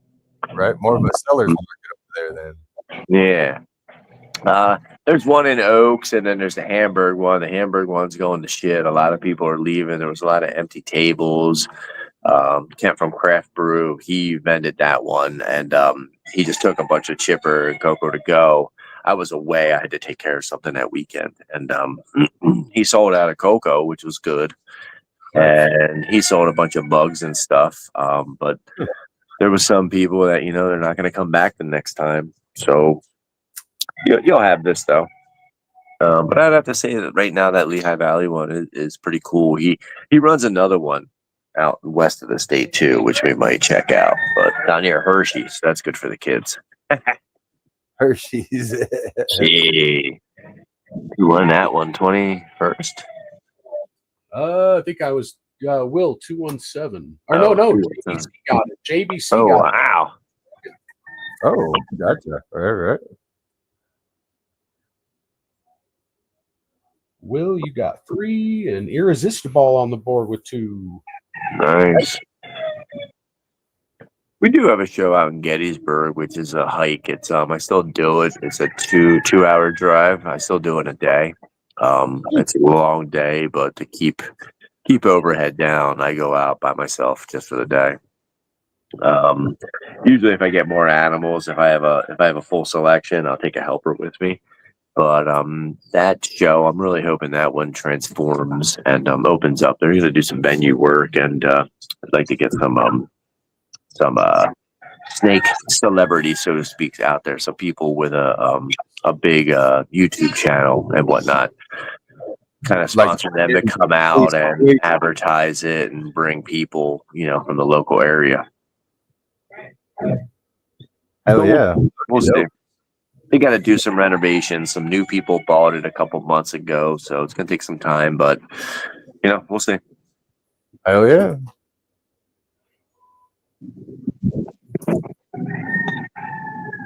We race next, AJ. Chickens Uh, going. Is there spaceships? I know there's rockets, I but think rockets. Alien, let me check. There might be UFOs or something. Let me check. what else would be good? Space timer. There needs to be like snakes and piranhas, and like, they're always good though. Spiders. Spiders. Where's the spiders? I like the scary ones, but we should do the other ones because we never do the other ones. Like those spiders. Do the cute ones. You guys have any tarantulas or spiders? No, but man, I tell you what, the more I see some of these crazy looking, colorful tarantulas, the more I get a little more interested. I'm on a little bit of a gecko kick myself, believe it or not. I just got my first Cresty like about a month or two ago. So I definitely want to do like a visual, just big gecko cage. I want to, as people might frown upon it, but I want to throw a couple different species of geckos that can communally live and not eat each other. Just a couple different, not too crazy different, but just raise them up and let them go crazy. Put a bunch of live plants in there and just let them do their thing. Yeah, but I think it's also healthy to have them on for down the road. Like I plan on trying to breed some green tree pythons, and a lot of talk with some of the neonates that don't want to eat, whether it's scented, fuzzies, mouse fuzzies, or rat. Actually, no, it's usually mouth fuzzies or ASFs because they're so tiny. If they don't want to eat that type of prey, they're more prone to go after a small, crested gecko or a frozen thawed crested gecko is easy to assist, so to speak. They're more apt to go after that. So it was pretty cool. I mean, I experienced it with my green tree. I picked up a pair, and the male just shut down like when he got here and didn't eat for like 2 months. Oh man. I had to soak them. He finally got a good shed, and I just think they were dehydrated before I got them. So the old owner had passed, so I don't know how long they were sitting there, and they just neither of them could shed. They're still having issues shedding now, 5 months later. Damn. But they're getting better, and I think the female, I'm not sure if she's gravid yet. This is all trial and error for me. I've never bred them before. But she went through like kind of the cycle, went through one shed. She's going through another shed now. So I think this is her pre-late shed. But the male, I bought a little crested gecko for him. And it's funny because I put it in there and it lasted through the night. The next day it was still there. I'm like, okay, they're buddies now. And then the next night he was hunting, and I'm like, okay, all right, this is a step up. He's looking around. So I got a mouse, I thawed it out, I went in, bam, he drilled it, and I'm like, awesome. What? He ate, cool. The next day gecko could not be found. So I'm like, oh well, I guess at least he got something to eat. All right. So, he's back on food. Needless to say, the gecko didn't trigger it, but I've heard MJ talk a lot about using them in some of his trial feedings with some of his neonates. And I feel like that's better than forcing the animal to eat something that it doesn't want to. Right, as long as the animal's voluntarily eating, I feel like that is healthier than anything. Yeah. I've heard of other people saying that some people are actually feeding them cockroaches too for like their first couple of meals. Wow. Okay. I would not doubt it, because you think about it in them jungles, man, there's big bugs, and we all know copperheads will eat cicadas. So, hey, yeah, I'm going to try it. I like that. I've never heard that. If I ever have issues, heck yeah. That's wild. Where'd you hear that from? Oh, where the hell was it? I don't know. Hopefully somebody in chat will know. Yeah, if that pops up, definitely send me that DM. Like, where'd you hear about it? I would definitely like to listen to that. First person in the chat that puts it up gets an extra racer. Hell yeah. I like it. Little side mission. What was it again? Because I didn't even hear what I just heard you guys like starting chondros on cockroaches. And any type of like those arboreal type species, I bet you across the board, you know, anything like that that's tiny and spends their time in the trees or whatnot. Right. Yeah, like little amphibians, little lizards, the cockroaches, anything. Oh, yeah. That's wild. Damn. I got another one bonus question for an extra racer. First person, if you can remember when we were talking to Chris earlier, what his most anticipated thing was that he was looking forward to this year, the most anticipated clutch from all the species he's bringing. If you put first person to put the name of that species in the comments, we'll get an extra racer. Nice. Clutch or litter. One of the breeders RO interviewed. Look at that. Fucking Josh already got the Argentine boa. So Josh has got an extra racer. RO. So it was probably on Herp Collectors network. Right. Probably. I think it was. Yeah. Okay, I'll have to look back at that. Or I'll DM RO. Yeah, I'll look it up. That's pretty sweet. There's a lot we don't know about these things, man. Should I give Mission an extra racer for that one? Is that close enough? Oh yeah, I like it. I think so. We can at least get on the right wavelength to find the answer. And if somebody actually knows the name, we'll give them one too. Perfect. Shout out to John. He'll be on the Great Outdoors tomorrow. Check it out. 7:30, Whiskey Bomb. Absolutely. Whiskey Bomb.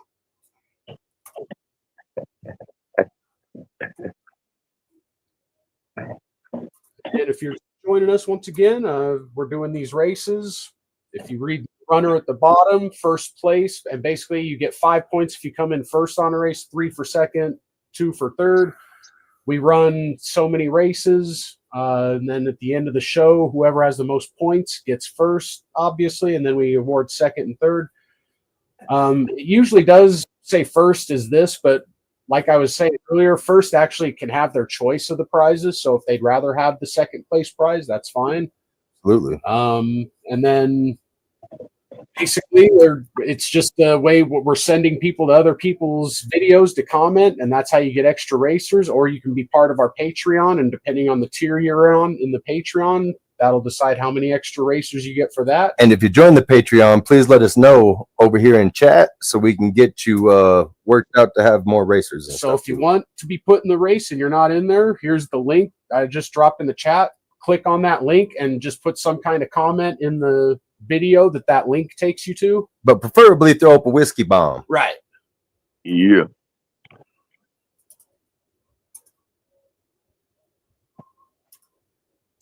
Yeah, and then the first place is always kind of a rotating thing, and we just have somebody. We ask that they offer like $100 credit, and we don't get anything or anything. It's just strictly just to try to get other people's names out there as well, and hopefully get them a sale, because hopefully nobody wants $100 snake. They're trying to get something a little nicer than that. Right. Or maybe. Right. Yeah. Nothing wrong with that. Right. And if you're interested in donating $100 prize to one of our shows to do this with, then hit us up. So it looks like we only got like 6-7 people. Oh, there's another one. Sweet. Big sale. Yeah. Is that a peacock? Yeah. The honker, yep. He's honking. That's funny. Definitely hear that one. That was a loud one. I almost For thought sure. someone was getting yelled at or something there. For Right. Either that or a clown car pulled up. something. Let the clouds jump out. Right.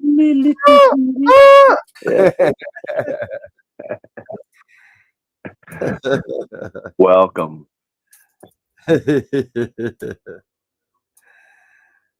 How are all your plants doing that you guys are venturing off into? I haven't seen any updated pictures or any Instagram photos of some plants. I'm a little disappointed. Oh, right. I know. We got into them and never really. They're still up there and going off. We've lost a couple here. The house plants? Yeah. Yeah. You're talking house plants, right? Yep. Yeah. Too Yeah. early for the weed plants. Yeah, it's still. too early for that still. For sure. Seedlings are all started though. Don't you worry. Yeah, I just started bringing up all my house plants, all my begonias, and actually, that's one thing I've been adding to my show repertoire is I've been bringing house plants. I have like spider plants, spotted begonias, pothos, snake plants, spider plants, banana trees, avocados, like Damn. you name it, I'll grow it. I got a pretty good green thumb. Cool. It's one thing that was gifted to me. Hell yeah. And I've been taking them to shows, and I mean, shit, it's it looks cool on the table. It makes your table look better. I just even sporadically put them around the table. It's like, oh, it looks jungle-ish, Yep. Right. And it's More fun. inviting, more Cool. nature. That's why you're there in the first place. Like, Yep. And yeah, I don't really care if people come up and molest my plant or touch my plants, but you can't touch my snakes, so you can touch my plant. Right. Remember to treat your plants though like they are snakes, just because people like if they do bring mites into a show, the mites can go right into that soil, and that's like a perfect medium for them and shit. Like, oh yeah. I got all kinds of sprays. It seems like almost every year when I bring all my plants inside, I get spider mites somewhere from somehow inside. I have no idea where they come from, and it's whatever. I treat everything, and then they go away. dude, we get spider mites on the fucking rose bushes real bad right out front. Well, we're in Colorado. I mean, and you don't want them on certain vegetables because right. You got to use invasive predatory mites or treat early. Right. Yeah, for sure. Gotta love ladybugs. Mm-hmm. Whoa, what's that? It's the cutesy spiders. Oh. Some horrible ass music. Oh, they're crabs. Right. Right. Cutesy spiders. I figure we do the scary ones all the time, so. What up, Lindsay? Cutesy spiders. What's up, Lindsay? Lindsay?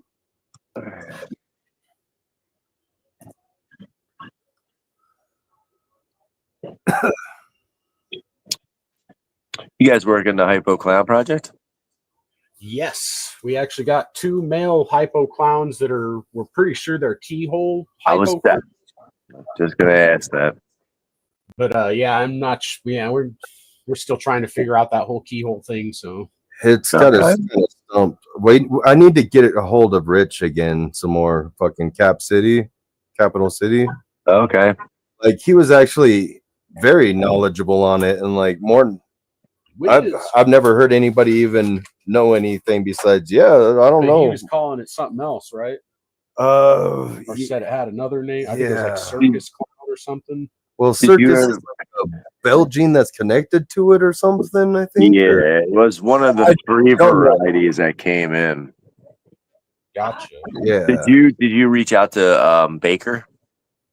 I did, and he didn't seem to really know too much about it either. He was like, yeah, I talked to a couple of people as well. Nobody really knows anything. Like, right. It definitely seems harder to identify outside of Clown too. So far, Cap City has definitely been the most knowledgeable. I definitely need to pick his brain some more. Sweet. I heard he's a straight up cool dude too. Chill. He seems fucking awesome. For sure. No, that's cool. Definitely. I mean, yeah, stick with it. We should probably try to get him on the show. Yeah, actually. For sure. Yeah, I'm excited for the Hypo Clown project. My stud male did really well this year. He's sired, dude. He's sired. He brought a bunch of stuff. I'm trying to think if anything laid yet that is cooking from him. There might be a few, but yeah, I'm excited for that. But I have females that are growing up from the year before that. I'm excited for him. So that's definitely a project that's dear to my heart. Hell yeah, man! I love the way those hypo clowns look too, man. Yeah. Yeah. They definitely age better too. Yeah. Yeah, I do. I have one clutch from the chocolate. He's chocolate NG Hypo Clown, and he bred to a Hypo Black Pastel Mojave. So everything will be Hypo, and it's just different layers for that Hypo Clown project. But Hell yeah. Josh says Reptile Creations works a lot of keyhole stuff. Might be able to help us. Okay. Okay. Oh, okay. Thank you. Yeah. Crap, I forget his name. Hey, what up, Steven? So That's a RK line asphalt Yes. too. Yep. I forget his name though. He did a lot of auctions on Jessica's channel with us, Hair Hollow. Oh, gotcha. Okay, yeah, I know who you're I talking can't remember his name. I feel like an idiot. So, Steven, just follow this link in the chat that I just dropped and then comment on the video the link takes you to, and then I'll get you in the race.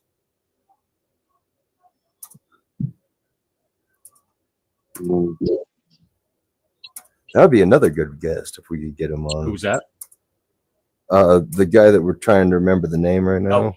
Reptile Creations. Yeah. Okay. It's not Anthony. Anthony, that's his name. There we go.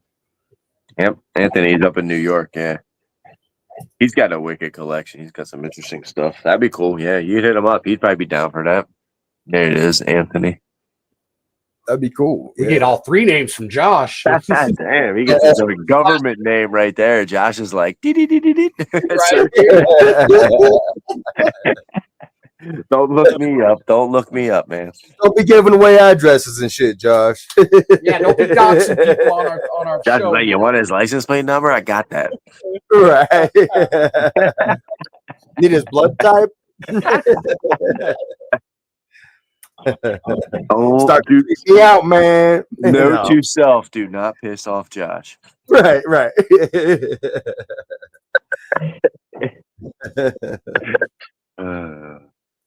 That's great.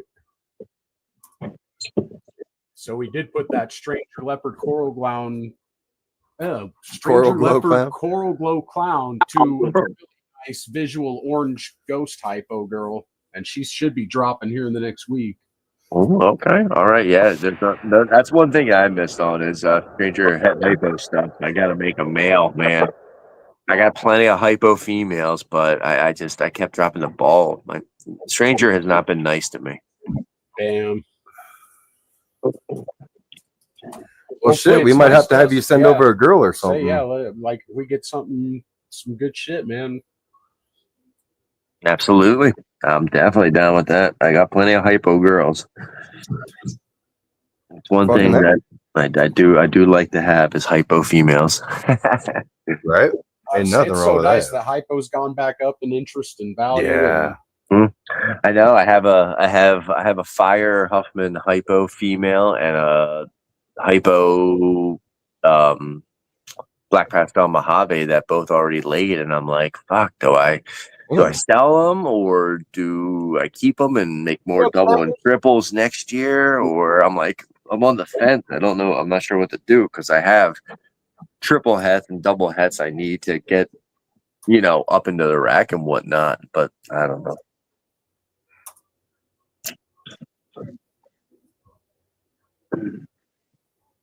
Oh, more spiders.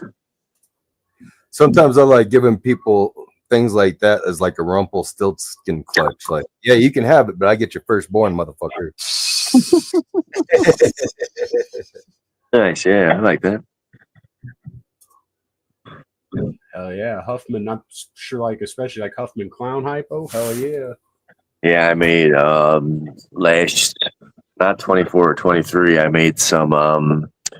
I bred a Black Pastel Lesser Vanilla Pastel Clown at a hypo to the Fire Huffman hypo female. So I hit a bunch of visual hypos. They're all 100% het clown, and they're Black Pastel, Huffman, Lesser, Vanilla, all combos within that. And I like all the females I kept because they were either I got them tested. Well, no, I'm sorry, I didn't have to get them tested. The mother was 100. My mother was visual hypo, and the dad was a visual clown. So everything was double head. So I kept all the females, and it was all kinds of crazy combos like Black Pastel, Huffman, Vanilla stuff, Lesser. It was just it was wild. Oof. So hopefully, not next season, but hopefully the following, they'll be ready. I bet Huffman Vanilla goes hard together. Pause.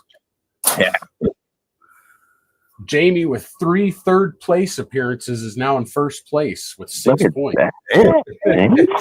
Damn. If you ain't third place, you're first. Wait, what? How'd that happen? Right? Consistency. Fuck around. Yeah. Big shout out to Jamie, man. She's one of them day ones.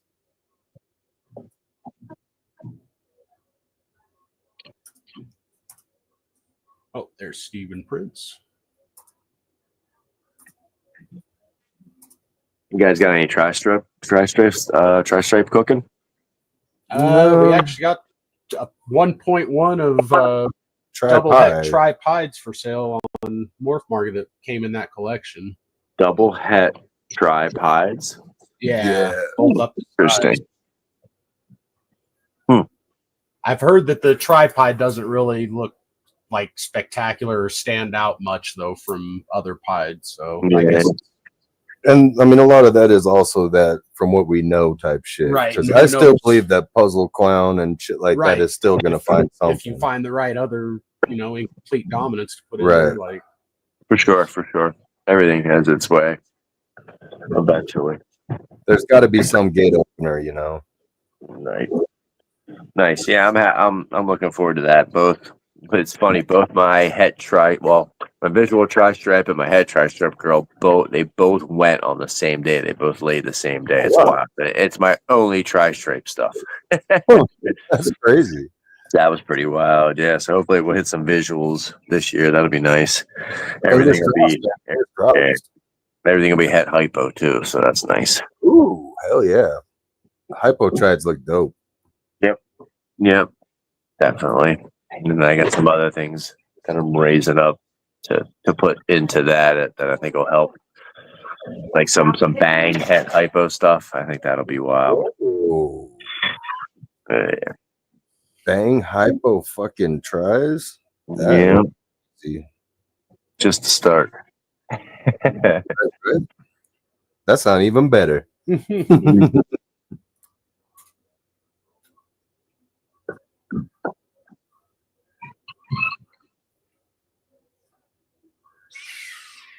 Whoa! Somebody took it out. Thing. Who's that? JNS. I was gonna say he's been quiet. Josh got some more points.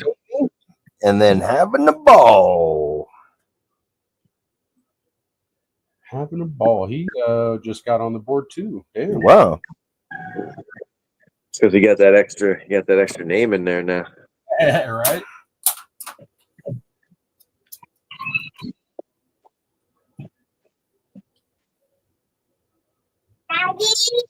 A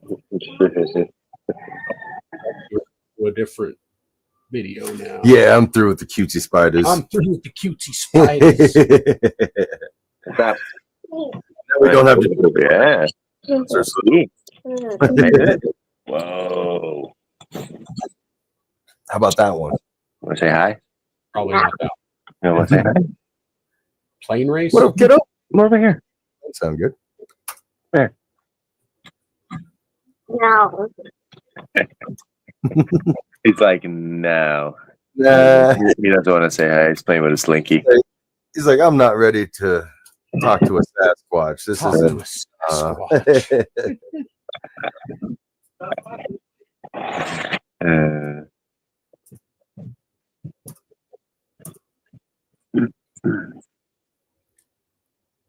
All right. Sending them to the genetic canvas next. Ooh. Say what? The video they'll be commenting on to get a extra racer here. Oh. Yeah, we send them to a couple different places. Try to give a couple of different videos traction, For Try to sure. pin the algorithm and such Yep. in favor of my friends. My friends.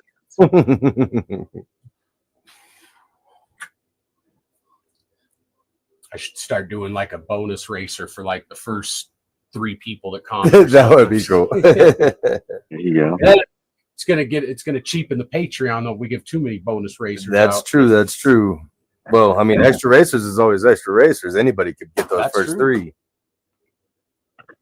So what national shows are you guys on the map to do for 25 and 26? Like looking forward just to go None. visit. Oh, to go to? Oh, Yeah, to go really- visit.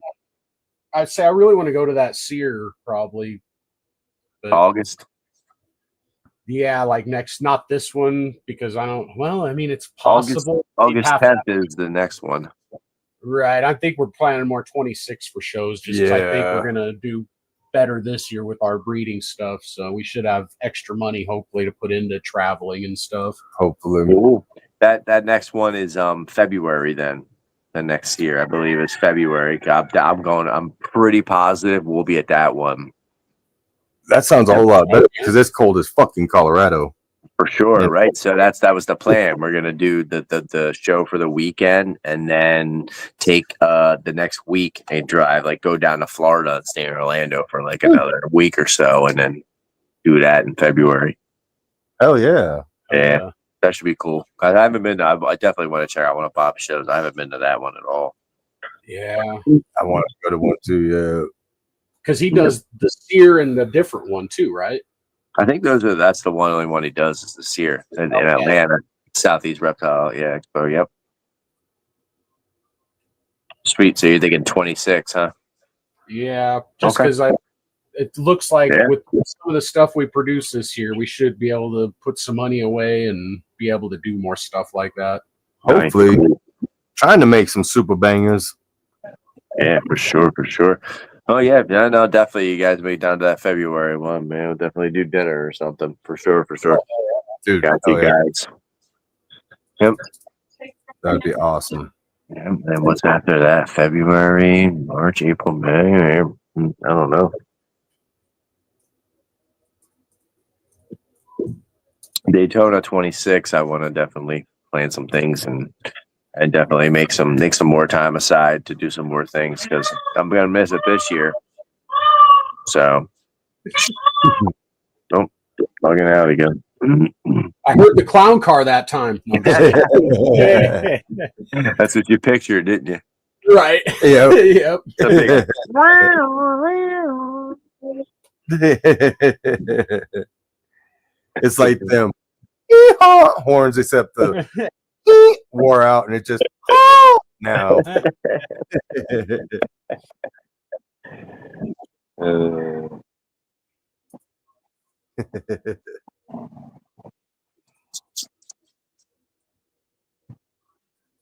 Still add names in there, huh? Yeah. J&S.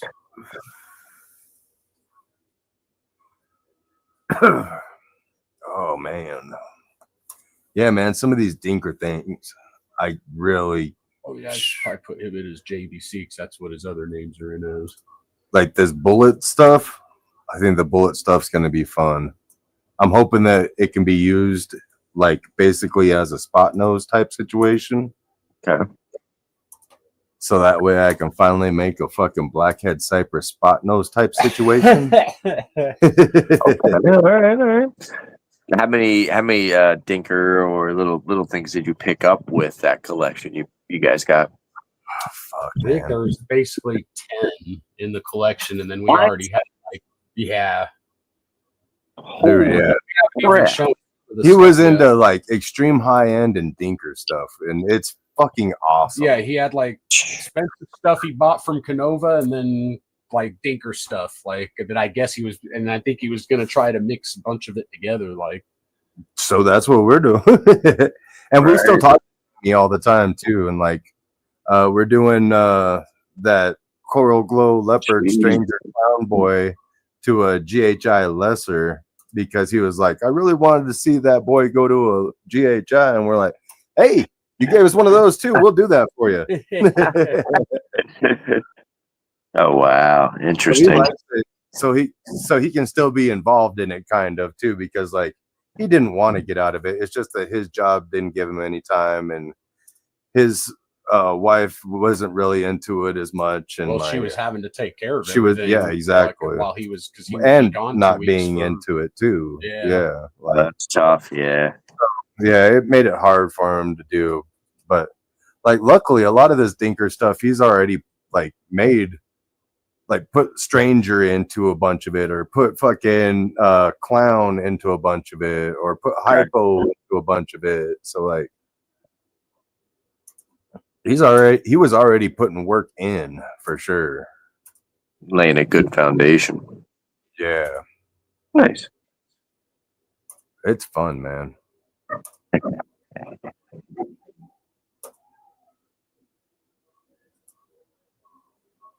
What do we got now?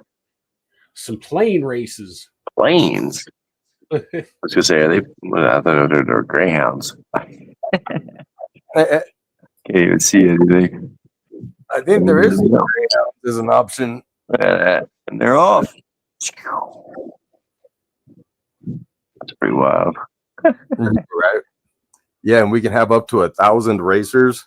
Holy crap. Yeah. It's just a blur. Yeah. Right. That's why we just keep adding one more racer every time we send somebody to a different place, they get one more racer. So like at the end of the show, it's just like fucking 2 lines of whatever. Just a ton of fucking That would sound like a rooster. right. That was definitely a rooster. Oh, Yeah. okay. Yeah, we got 3 of them little bastards. 4:30 in the morning, dude. It's still dark out, and they're like going off. I'm like, really? What do you see that's light? There's no sun. What is your problem? Fuck that. Send No, but I closed my eyes and I imagined the sun. send a bullet right through the coop. Right. Bald head. Like that fucking cartoon where lead. the guy's throwing fucking shoes at the rooster and it keeps throwing them back and stuff. Bald head and JNS tied for the lead. JNS again, man. Silent Assassin coming in.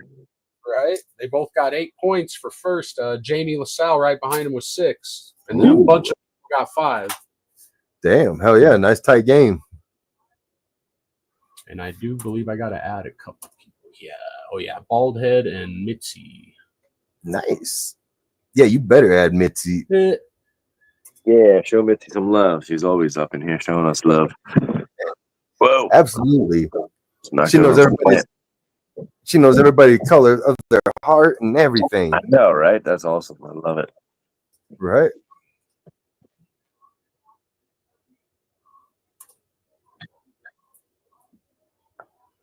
Mitzi's been around showing love for a minute too. It's been a minute. It's been a long minute. Right. For sure. I wonder. It's awesome. I like to get out to some of these shows and meet somebody. Definitely some more people. I mean, like every time you get to meet somebody new, it's awesome at these shows. Like I just met somebody at the Oak show. Was at that I just kept missing them, and it was. It's awesome. I didn't even realize I didn't even friend him. I wasn't even his friend on Instagram just because I just don't know. Sometimes you get hit with so many, different likes and whatnot. You forget about these people, and it's great for them to come out to these shows and talk to us. And I got his picture, and I'm like, oh damn, thank God, thank you. Yeah, Stephen, we do this every Sunday from 2 to 5 our time, which I believe. Yeah, Stephen's the guy that just got. It's a male Firefly Het DG Pos Het Cryptic off us, and he's got he's getting ready to get a Pied Girl too. So, and that Pied Girl, she had 2 rats this weekend. So, hell yeah. Woo.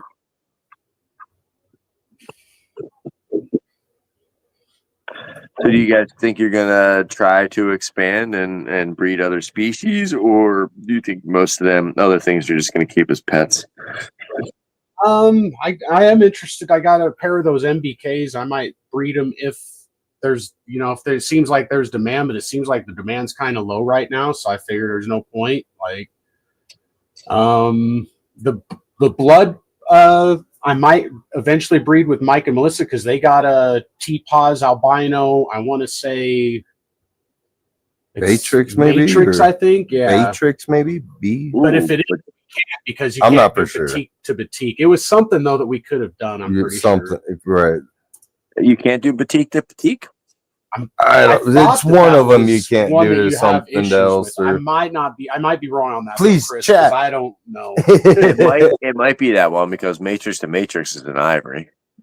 Okay. Damn, so Jamie's it might be that. Yeah, I'm sure chat let us know. Yeah, I heard that one is basically kind of like spider to spider-ish, though. You don't want to do it. Okay, that's cool. Very fun. I definitely think you should, just to experience it and check that the different side out, the different species, the whole process. It's definitely cool. I kind of want to do the fucking black pines just as a fucking pure love thing, man. Those snakes are so dope. Actually, I would like to do that.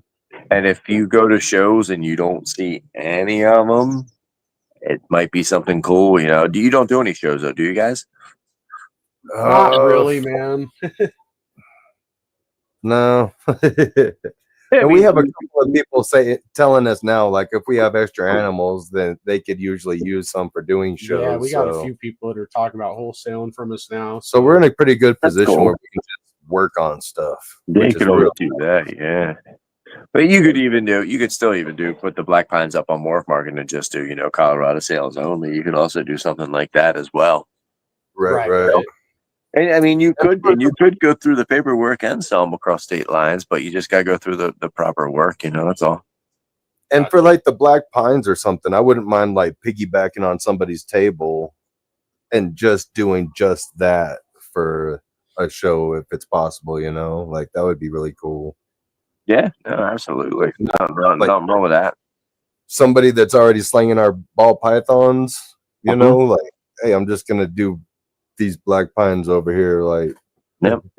Bring the adults, have the adults out like as much as you can, so they grab the attention of the people, and then once you get the attention of the people, you just start talking to them about them and just express all the positives about them. You don't need a heat source for the most part. They're a North American species. They do really well, but you know what I mean. And she's just so fucking cool too. I don't know if she's like normal for what she is, but like I just sit down next to her cage and I just open up the cage and she'll come out and like we just hang out for a while and fucking then I just put my hand back next to the cage and she'll go back in. Yeah, man. Tommy just joined, dude, and has one racer in this and then came in first, like on the first race he was in. Nice. Who was that, Tommy? Yeah, Ewok. Nice. That's great. Right? That is dope. Here.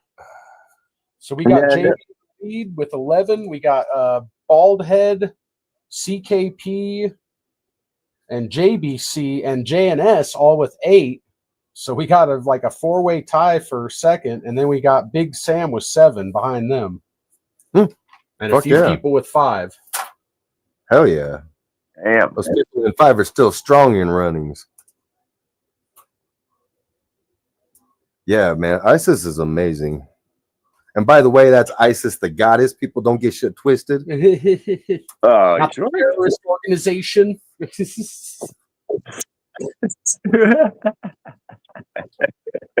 Oh, that's pretty funny. I know there was somebody up there making a meme already. These motherfuckers got a snake in my street. Well, yeah, the goddess motherfuckers.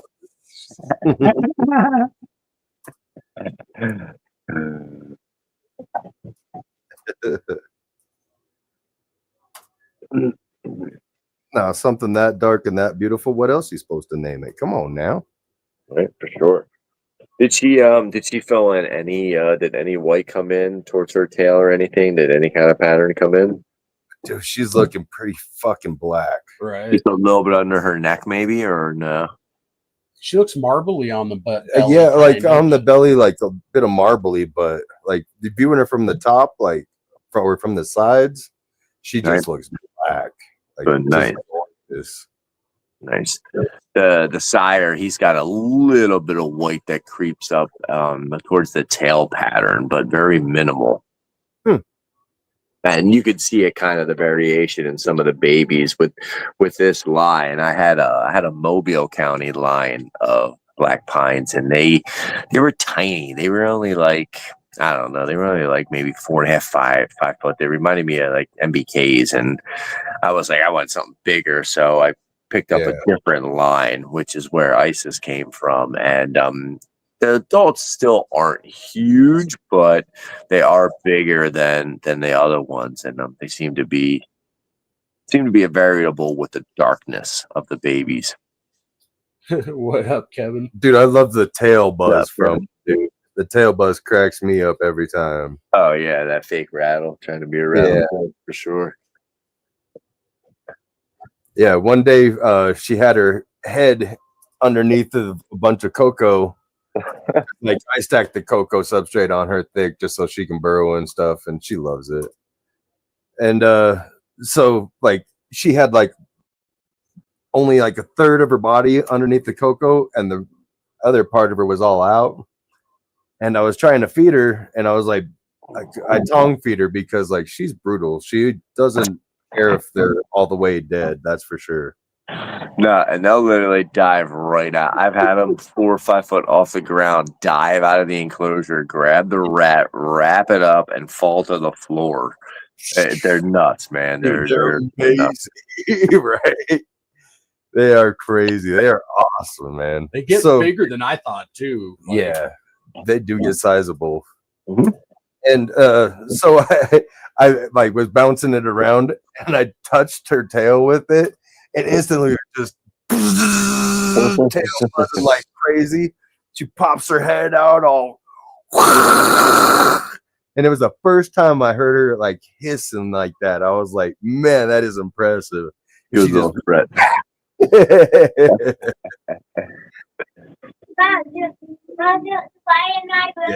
she is awesome, man. I love that girl. Very cool, very cool. Absolutely. I'm glad you enjoy her. They're fun. So what would happen? I mean, we're planning on just doing black pine to black pine eventually. I need to get a male for you. But what would happen if you bred like a northern Mexican pine like I just got from you to the black pine? Would you get any that were black, or how does that work? You would. They're all pituophis, so like technically you can do that. It's pretty much frowned upon. It's kind of like crossing localities, and like anything, people do it. Some people frown upon it. Like, you know, making either doing a sarong to a sarong and a green tree python, or doing a bayak to a sarong and making a designer. Or a coastal to a jungle carpet. You make a mutt basically, but the mutts can be beautiful depending on what you're crossing. So it can be done, but it's not usually recommended to. The problem is, so it can be done, but you have to be smart and you have to be intelligent about it. If you're the person doing the cross, you need to like stress to the people that you sell these animals to. You need paperwork, and you need to tell them this is a cross. This is not a pure Depi Jani. This is not a Durango Mountain, a Depi Depi. This is a cross. You have to like almost like smack them with it, because they're going to go back home and go, I don't know. It's a black pine snake. I don't know what it is. And then they sell that to somebody that's like, oh, look, I picked this black pine snake up on Craigslist for $100. I'm going to breed it to my black pine. Now they're going to go off trying to sell straight, you know, black pines or vice versa. Yeah. So it has its ups and downs, but you know, to each his own. It's your snake. You bought it. Do what you want to do with it. Personally, I don't want to put her to anything but another black pine. Yeah. I've seen northerns, so like the black and whites, the just the northern pines, 2 black pines, and it's just basically it gives you like a northern pine, the black and white, but it's just like say like in Cal Kings they have like the 50-50 cross black and whites. Mm-hmm. It'll just give you a more blacker looking northern pine snake. Or if you bred, you know, then you took that one back to another black, then you're gonna be like a 75% black with still like white speckling. kind of how they would do like the 75, 25% black white Florida King or whatnot, or California King. I'm sorry. Yeah, so it can be done, but I've only seen one hybrid done like that. Not 9 out of 10 times everybody's keeping them pure. Yeah, But you I just could love take that like say, purebred black, man. yeah, you could take say like Mobile line to you know, the other line, the bigger line that I have. I forget what the name attached to it, the bloodline was, or like if you have Louisiana pines, you could have like your Vandeventer line to your Louisiana zoo stock line. So like you could cross those because they're all Louisiana pines. They're just found in different stocks. The Vanderventer might have been in a different different county than the zoo stock came from. Huh. But it's not a complete different like subspecies of the animal, so to speak. More just the line breeding type scenario. Exactly, like the locality mostly. Yeah, like subspecies. Like you could take a leucistic southern pine snake and breed it to a black pine snake. What are those babies going to look like? I have no fucking clue. They're not going to be white and black snakes. They're either going to be a pattern snake of some sort. But are they going to look like a southern pine, like a faded brownish, reddish light pattern pine, or are they going to be like a lighter black pine snake with a little bit of pattern? We don't know because nobody's really done it. Could be interesting though. Right? Mofo Jamie, you're on board. All right. Nice. Hell yeah, Jamie. Big Yeah, Sam that's it. Yeah. the second. Ooh, nice, Sam. And JNS, you are tied for second with Big Sam with 10. Oh, Right hell behind yeah. Jamie with 11. Damn. See if there's anyone else in there. Oh yeah, Mission. I gotta get Mission in there. Oh. Somebody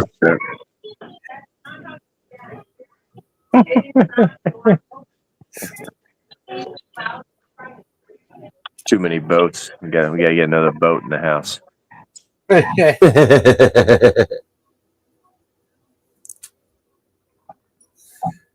All right, good luck, everyone. I think I got the sinking chair this time. Yeah, I traded you. Yeah, the hydraulics on this one seem to not be working as well, and it just seems to sink after a while. Yeah. Mark, I didn't see a comment on that video yet. Let me go refresh it and check.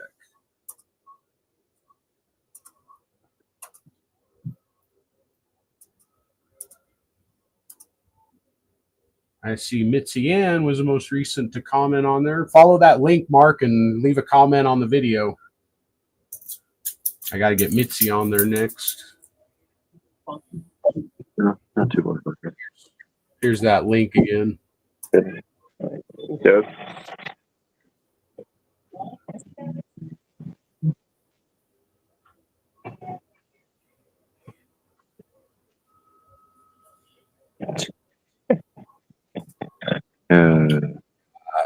Proxima. Nice. Think that puts them on the board. Followed up by Jay Slithers. He's 8. And then Morph Jamie. Again. Oh, she's up to 5. All right. And I got to get one more race, and we got to get a few more names, I think, here. Mitzi Ann. Oops.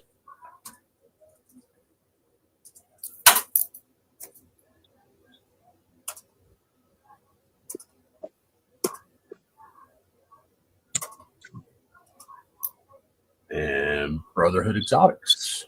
Bam.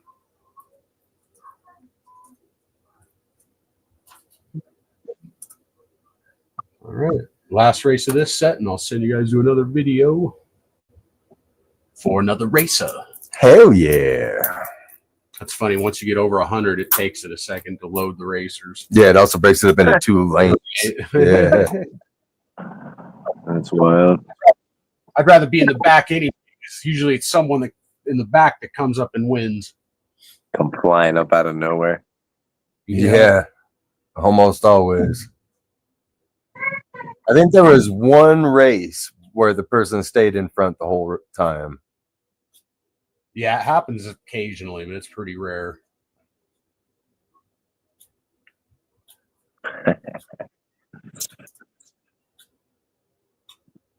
Oh, I think I see my name actually. Oh, Not anymore. It's gone. Yeah, if you go ahead. It's Bone Daddy's all. I only win when I'm not watching. I was say that's all. I was say you've been kind of cold the last few weeks though, Vinny. It's been Jamie. Right. No love for Vinny. Oh, Wall City. Oh, hell yeah. Oh, Bald Head. I think that puts him back into first. And JNS. Jeez. And then J&S after Bald Head. Yeah, Bald Head. They're consistent. Oh shit, J&S just took the lead. Up to 12. Yep, and Bald Head and Jamie are tied for second at 11, and then Big Sam right behind them with 10. Very close. Damn. Right? We're gonna go somewhere else here.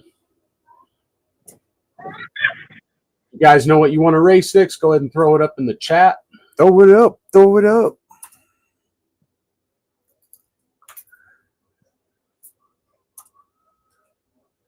Here I will I'll share that screen. Yeah, you do that. I'll go ahead and load up another bowl here. All right, then I'll just load up some more Benjamin here. Take a look at the options. Got all sorts of holiday stuff. Oh shit, racing around a dump truck. Racing around a dump truck. Garbage. There you go. Garbage truck. Gotta love a girl with a That's dump weird. truck. They got garbage truck and lorries, which are basically look like damn near the same thing, Lorries. but they don't have like snakes and like all sorts of different other stuff. Like, But lorries. all right, we're doing garbage truck. Hell If yeah. I see any comments, I'll put that in for the next one. Nice. You say, pass that bowl. Kevin knows what's up. Hell yeah. Kevin's fun. He can drink, that boy. Nice. I didn't get to witness a lot of it. I had my kids with me, so I couldn't really party too much. But I don't drink anymore because I used to drink a lot.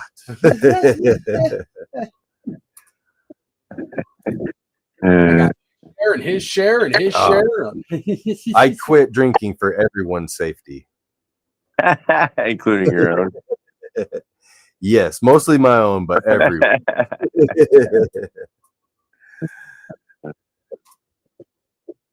Yeah, I was one of those people where I wasn't even drinking unless I was blacked out.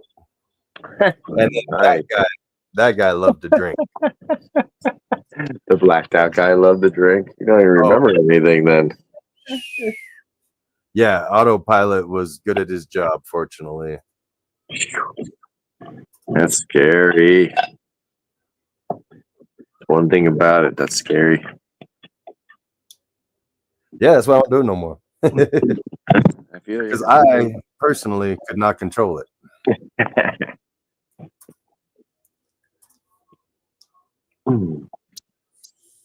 All right, so here's the link that I'm dropping in the chat. If you guys want to add a racer, follow the link to the video and leave a supportive comment or whiskey bomb or something in there.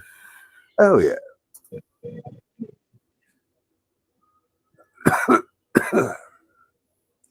Preferably whiskey bomb though. Whiskey bombs. It looks dope whenever you go through the comment sections of somebody saying And like, sometimes there's already some there. It's fine. right.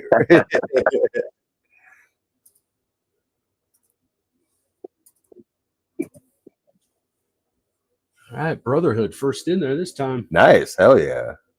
He's gonna have his name. Two He's like, times all in right, a row. I understand now. I understand the assignment.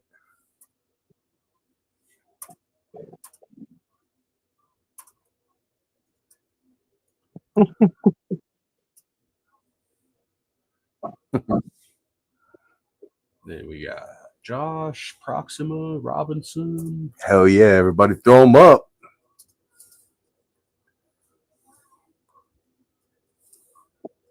It's like little gangland shit. We're all going up and spray painting on people's fucking shit.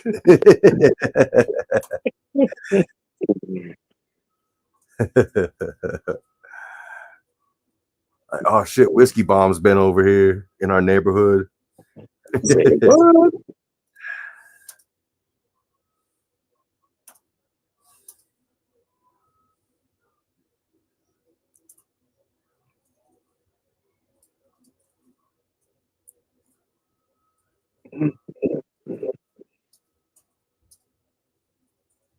Jesus, I can't type right now. Welcome to my world.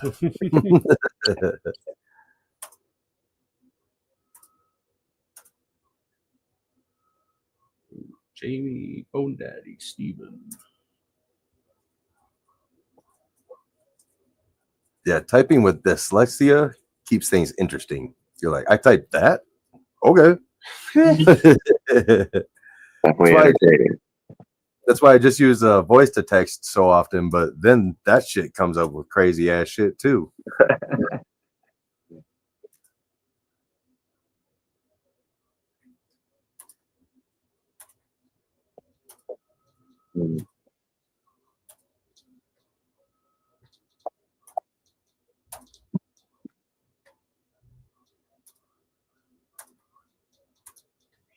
Hell yeah, everybody flooding the comments. I love it.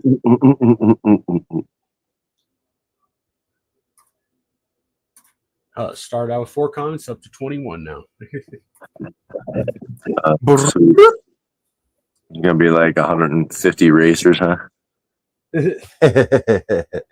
Eventually, there's like, I think we had like 200 at the highest or something. No, we had quite that many, but what was the highest? It might have been actually New Year's Eve. I want to say once there was. No kidding, jeez.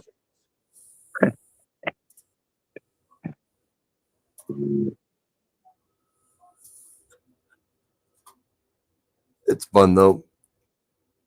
Just fun to do while we're fucking still talking about snakes, and then just sharing the love, man.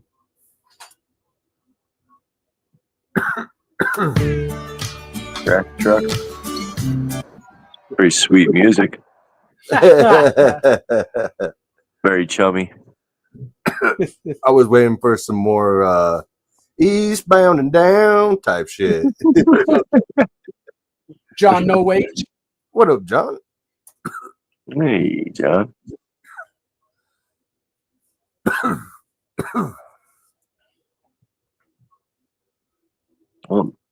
Oh, I didn't see you. What up, Recess Reptiles? How's it going? It's got a dirt now. I think that smaller truck would have an advantage, but I don't know.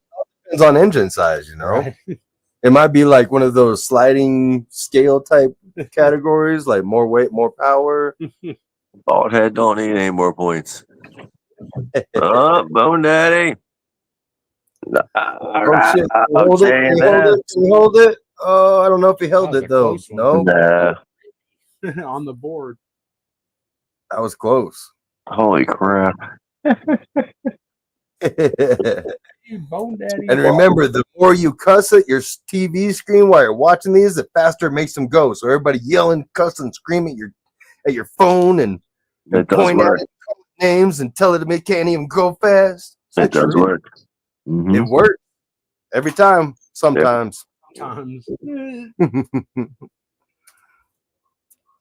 Oh, gotta get a few more people in there.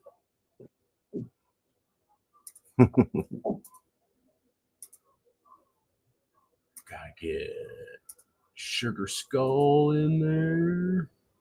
Wait, he might have already been in there. Oh yeah, he already commented earlier. Yeah. Appreciate the extra comments though, Kevin. Right? Kevin trying to get more names in there. Recess Reptiles, gotta get him in there. Appreciate you going and commenting, Recess.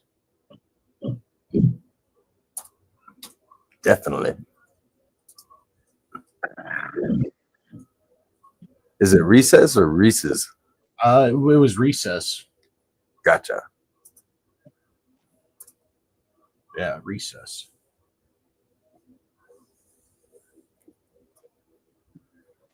That was my favorite part of school.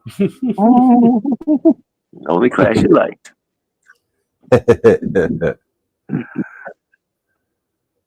Every comment is a drink.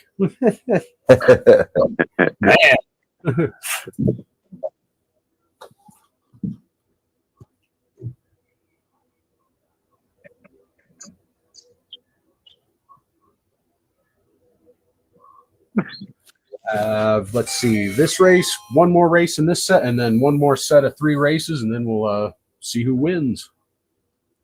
Hell yeah. So one other different species I have been taking kind of interest in is fucking chihuahuas, man. Oh, okay. The bird shit moss look. Yeah, right. Tree bark, bird shit, moss. That's the morph. That's the morph. They're are they like the second biggest species? I don't believe they are. Maybe though, but I want to I say didn't that know they're. if they were the second or not. I want to say that they're very comparable to like a leopard gecko size. I'm probably wrong. They're bigger. Leopard or cresty. Oh, I'm thinking of Leachianus that are real Yeah, big. lychees are big. Lychees are big, yeah. Yeah. Maybe about the same size as like a cresty. I want to say they're very comparable, and I want to say that you can breed the both of them too. My buddy Chase was saying. Okay. Yeah. Interesting.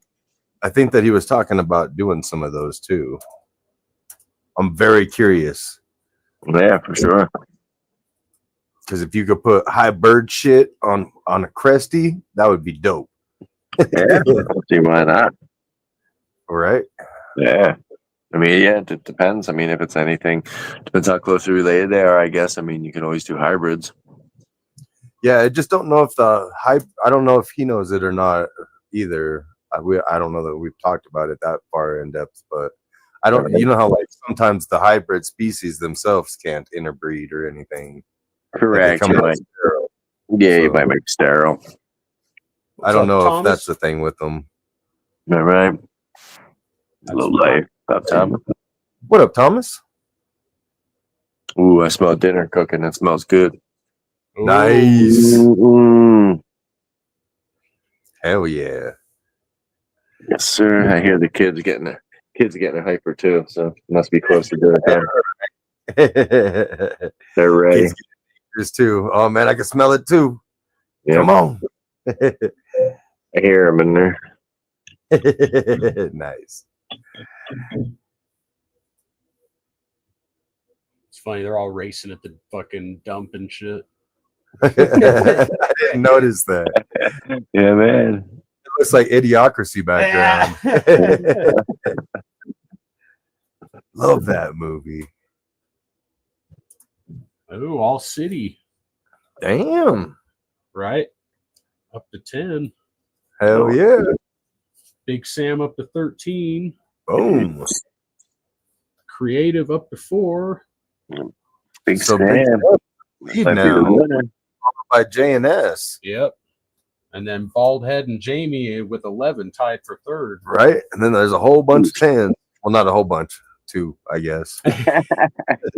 You know, a whole bunch, like 2. A whole bunch of 2. Not a few or a couple, a whole bunch. A whole bunch, like 2.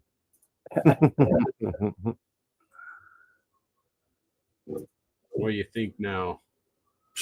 I don't know. I suck at choosing. It's gotta be something we haven't raced. Let's see. How about witches? Why not? Okay. Oh, yeah.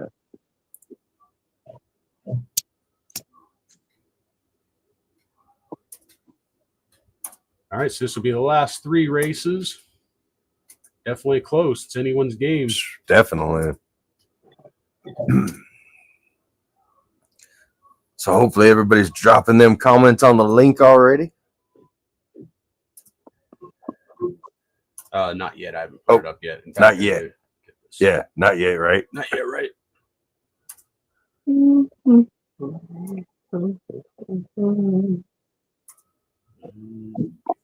This.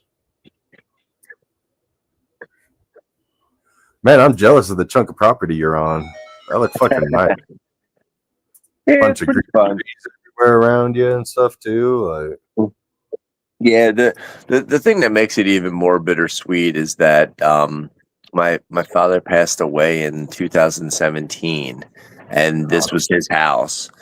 I bought my brother out and was able to move in, like gut the place, put some money into it, and raise my boys here in the same like Dude, place hell that yeah. I was raised in. So it's Hell beautiful in that aspect. Very very cool like that. Yep. And the neighbor, like the one guy, he's been here for 40 years, at least 30, 35 years. And before that, his mom was there for 30 years. So, Wow. Oh, Yep. yeah, man. so the neighbors are real close. And the people on the other side have even been there for a long time, at least 30, 35 years. And they're, you know, everybody's cool. All the neighbors are cool. And it's funny, too, because like even like 2 or 3 houses down, there was one kid I grew up with that was like 2 or 3 years older than me. And then like another house or two down, there was another kid that I grew up with that was in my same grade. And we all grew up out here together in like the 80s, went to school, rode the same bus and everything. Well, Right. here we are in me and the one in our late 40s, and the other guy's in his early 50s. The one lives back at home with his parents because his apartment building got bought out, so he moved back home for a year to save money, and he might be moving in with his baby mama, whatever it is, what it is. But they're empty nesters, so they have a huge house with like 4 bedrooms. So he's living there, and the other guy that lived a couple doors down is living in a house on his parents' property. So it's like we're all back on the property that we were in the early 80s as kids, raised up. It's funny. Fuck yeah. I have to get all the BMX bikes going and shit again. Yeah, exactly. Like different stages of life. Like I'm going on 3 kids. The one's like still single. The other one has a kid but separated. It's just funny. It's funny to look back and we all talk and it's like, it's life. Step back and look at life. Oh yeah. That's crazy.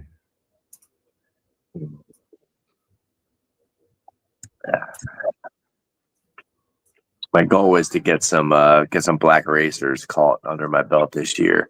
My wife has yet to see one out in the wild. We've come across black rats, ringnecks, garters, red bellies, DKs, like water snakes, you name it. Everything but the racer and the rough scale green snake we've come across in PA. So those are like on the bucket. I've caught racers before, but I've never had one to show my wife. And we were coming by the quarry home from somewhere the other night, and there was one hit on the road, like 4.5, 5 foot, beautiful, nice big old black racer. I was like, dang. So we got railroad tracks up near us, so we're gonna hit the railroad tracks and walk up towards the quarry, and hopefully we can come across some sunning themselves or something in the early morning. Hell yeah, fingers crossed, man. Yeah, or males out cruising for females because about another like now or another week, them males are out looking. That's dope. Yeah, so that'd be cool. I'm gonna get one of them. And the rough scale greens, we've seen them up in Tioga County, up at our property up there. We've seen them up there, but I personally have not seen any. My wife's seen one. I saw one hit on the road, but I haven't been able to get my hands on them. They're pretty elusive. They kind of like a file snake then, rough scale. I wouldn't say a file. It's like a smooth green green snake, but they're rough scale green snakes. So they're very similar, but it's like almost like a vine snake, but it's green and slender, low-lying grasslands. Yeah, real quick. Eat like crickets, grasshoppers, worms, stuff like that. Right. So like a slightly keeled scale. Then. Yes. Yep. Damn, a screen full of ex-wives. I see mine already. Witches, right? Oh, Elias, up to 9. He's one of them. He's one of them bunch of 10s. Only 2. You're on the board, Chris. Woo! Finally, it's about time. It only took 2 hours and 38 minutes, Right. or maybe an hour and 38. Sorry, just in time for us to end it. Right, pretty much. Let's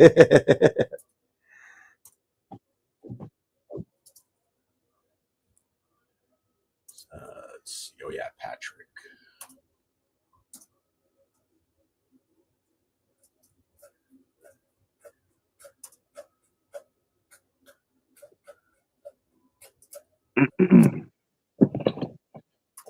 Yeah, man, that pine snake is too fucking awesome.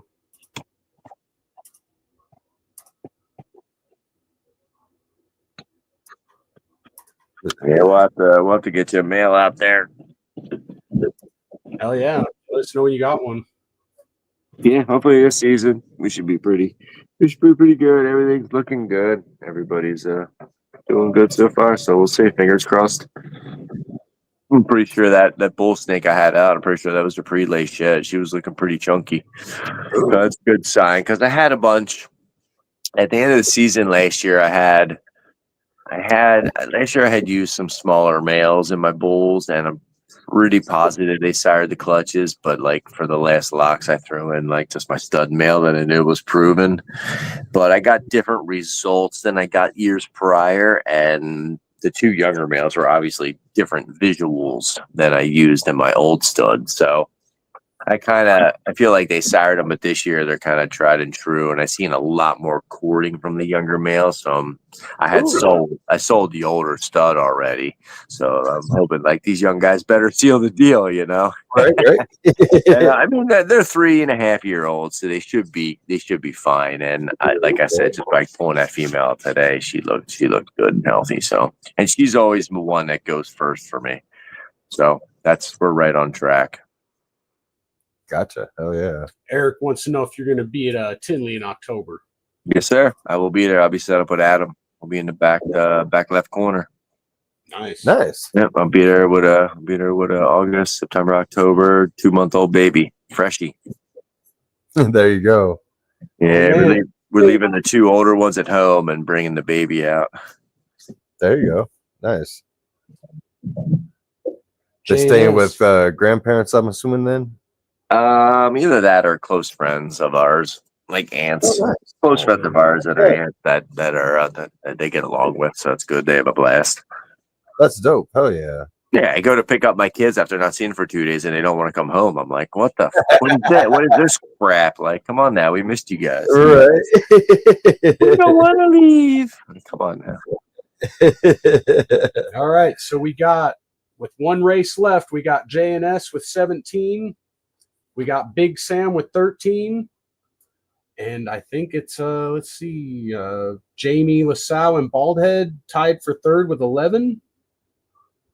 And Morph Jamie has 10. All City has 10. So Creative has 9. There's a few people in striking distance. Hell yeah. Gotta get lucky. Good luck, everyone. And speaking of striking distance, fucking feeding ISIS is one of the funnest things, man. Like with the pre-killed, like I just have it on tongs and I'll like chase it. I'll like have her chase it around and stuff, and like she'll actually chase it around and she'll come out of the cage to get it, and like then as soon as like I never have her come all the way out, so that way she can just hustle back in. Mm-hmm. But as soon as she nabs it, boom, right back underneath a bunch of substrate, like. She's just so dope. Oh yeah, they're definitely aggressive feeders, tough killers, man, for sure. Yeah, they're crazy, man. She's like, "Oh yeah, showtime." Yep, like, let's potty. So James he won in his mind no matter what, because he wants FnA credit. So even if he winds up getting second, he's nice. Hell yeah. I'll be right back. All righty. Cool, man. All right, Jamie. Damn, more Forge Jamie just went up to 15. I think she just got second. Eric B went up to 6. Robinson, you went up to 5. Damn, so we got JNS came in first, but he wants the FnA credit. So that means Jamie Morford, you actually got the $100 credit to Blue Collar Balls. Damn. And third, no race off for just tires. making notes here. Big Sam, it looks like got third. Yeah, no race offs. Big Sam had 13, so you got the 25 FnA credit, Big Sam. Hell yeah, Sam. It was still a tight ass race. Right. Even though we didn't have any tiebreaker races, it was still a tight ass race. Right. Yeah, it's always nice when it's not like someone's 20 points ahead and just walking away from everybody's like, well, I guess I just watched the rest of the show.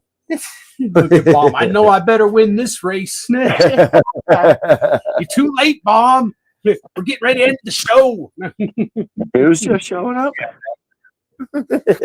Big shout out. KG's just showing up. Yeah. He's on better win this race. He must not have got the link. That's typical. Yeah, he didn't get the link. You know, it's all good. We forgive you.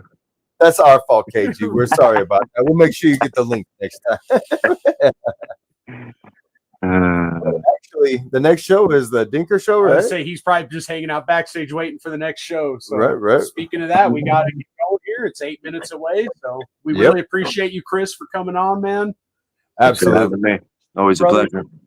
Hell yeah, man. Love talking to you, man. And love all of you guys out in the chat supporting us. Like we couldn't do this without you. Absolutely. So. Thank you to everybody in chat. Oh, and who's huge on next shout week? out to all the sponsors.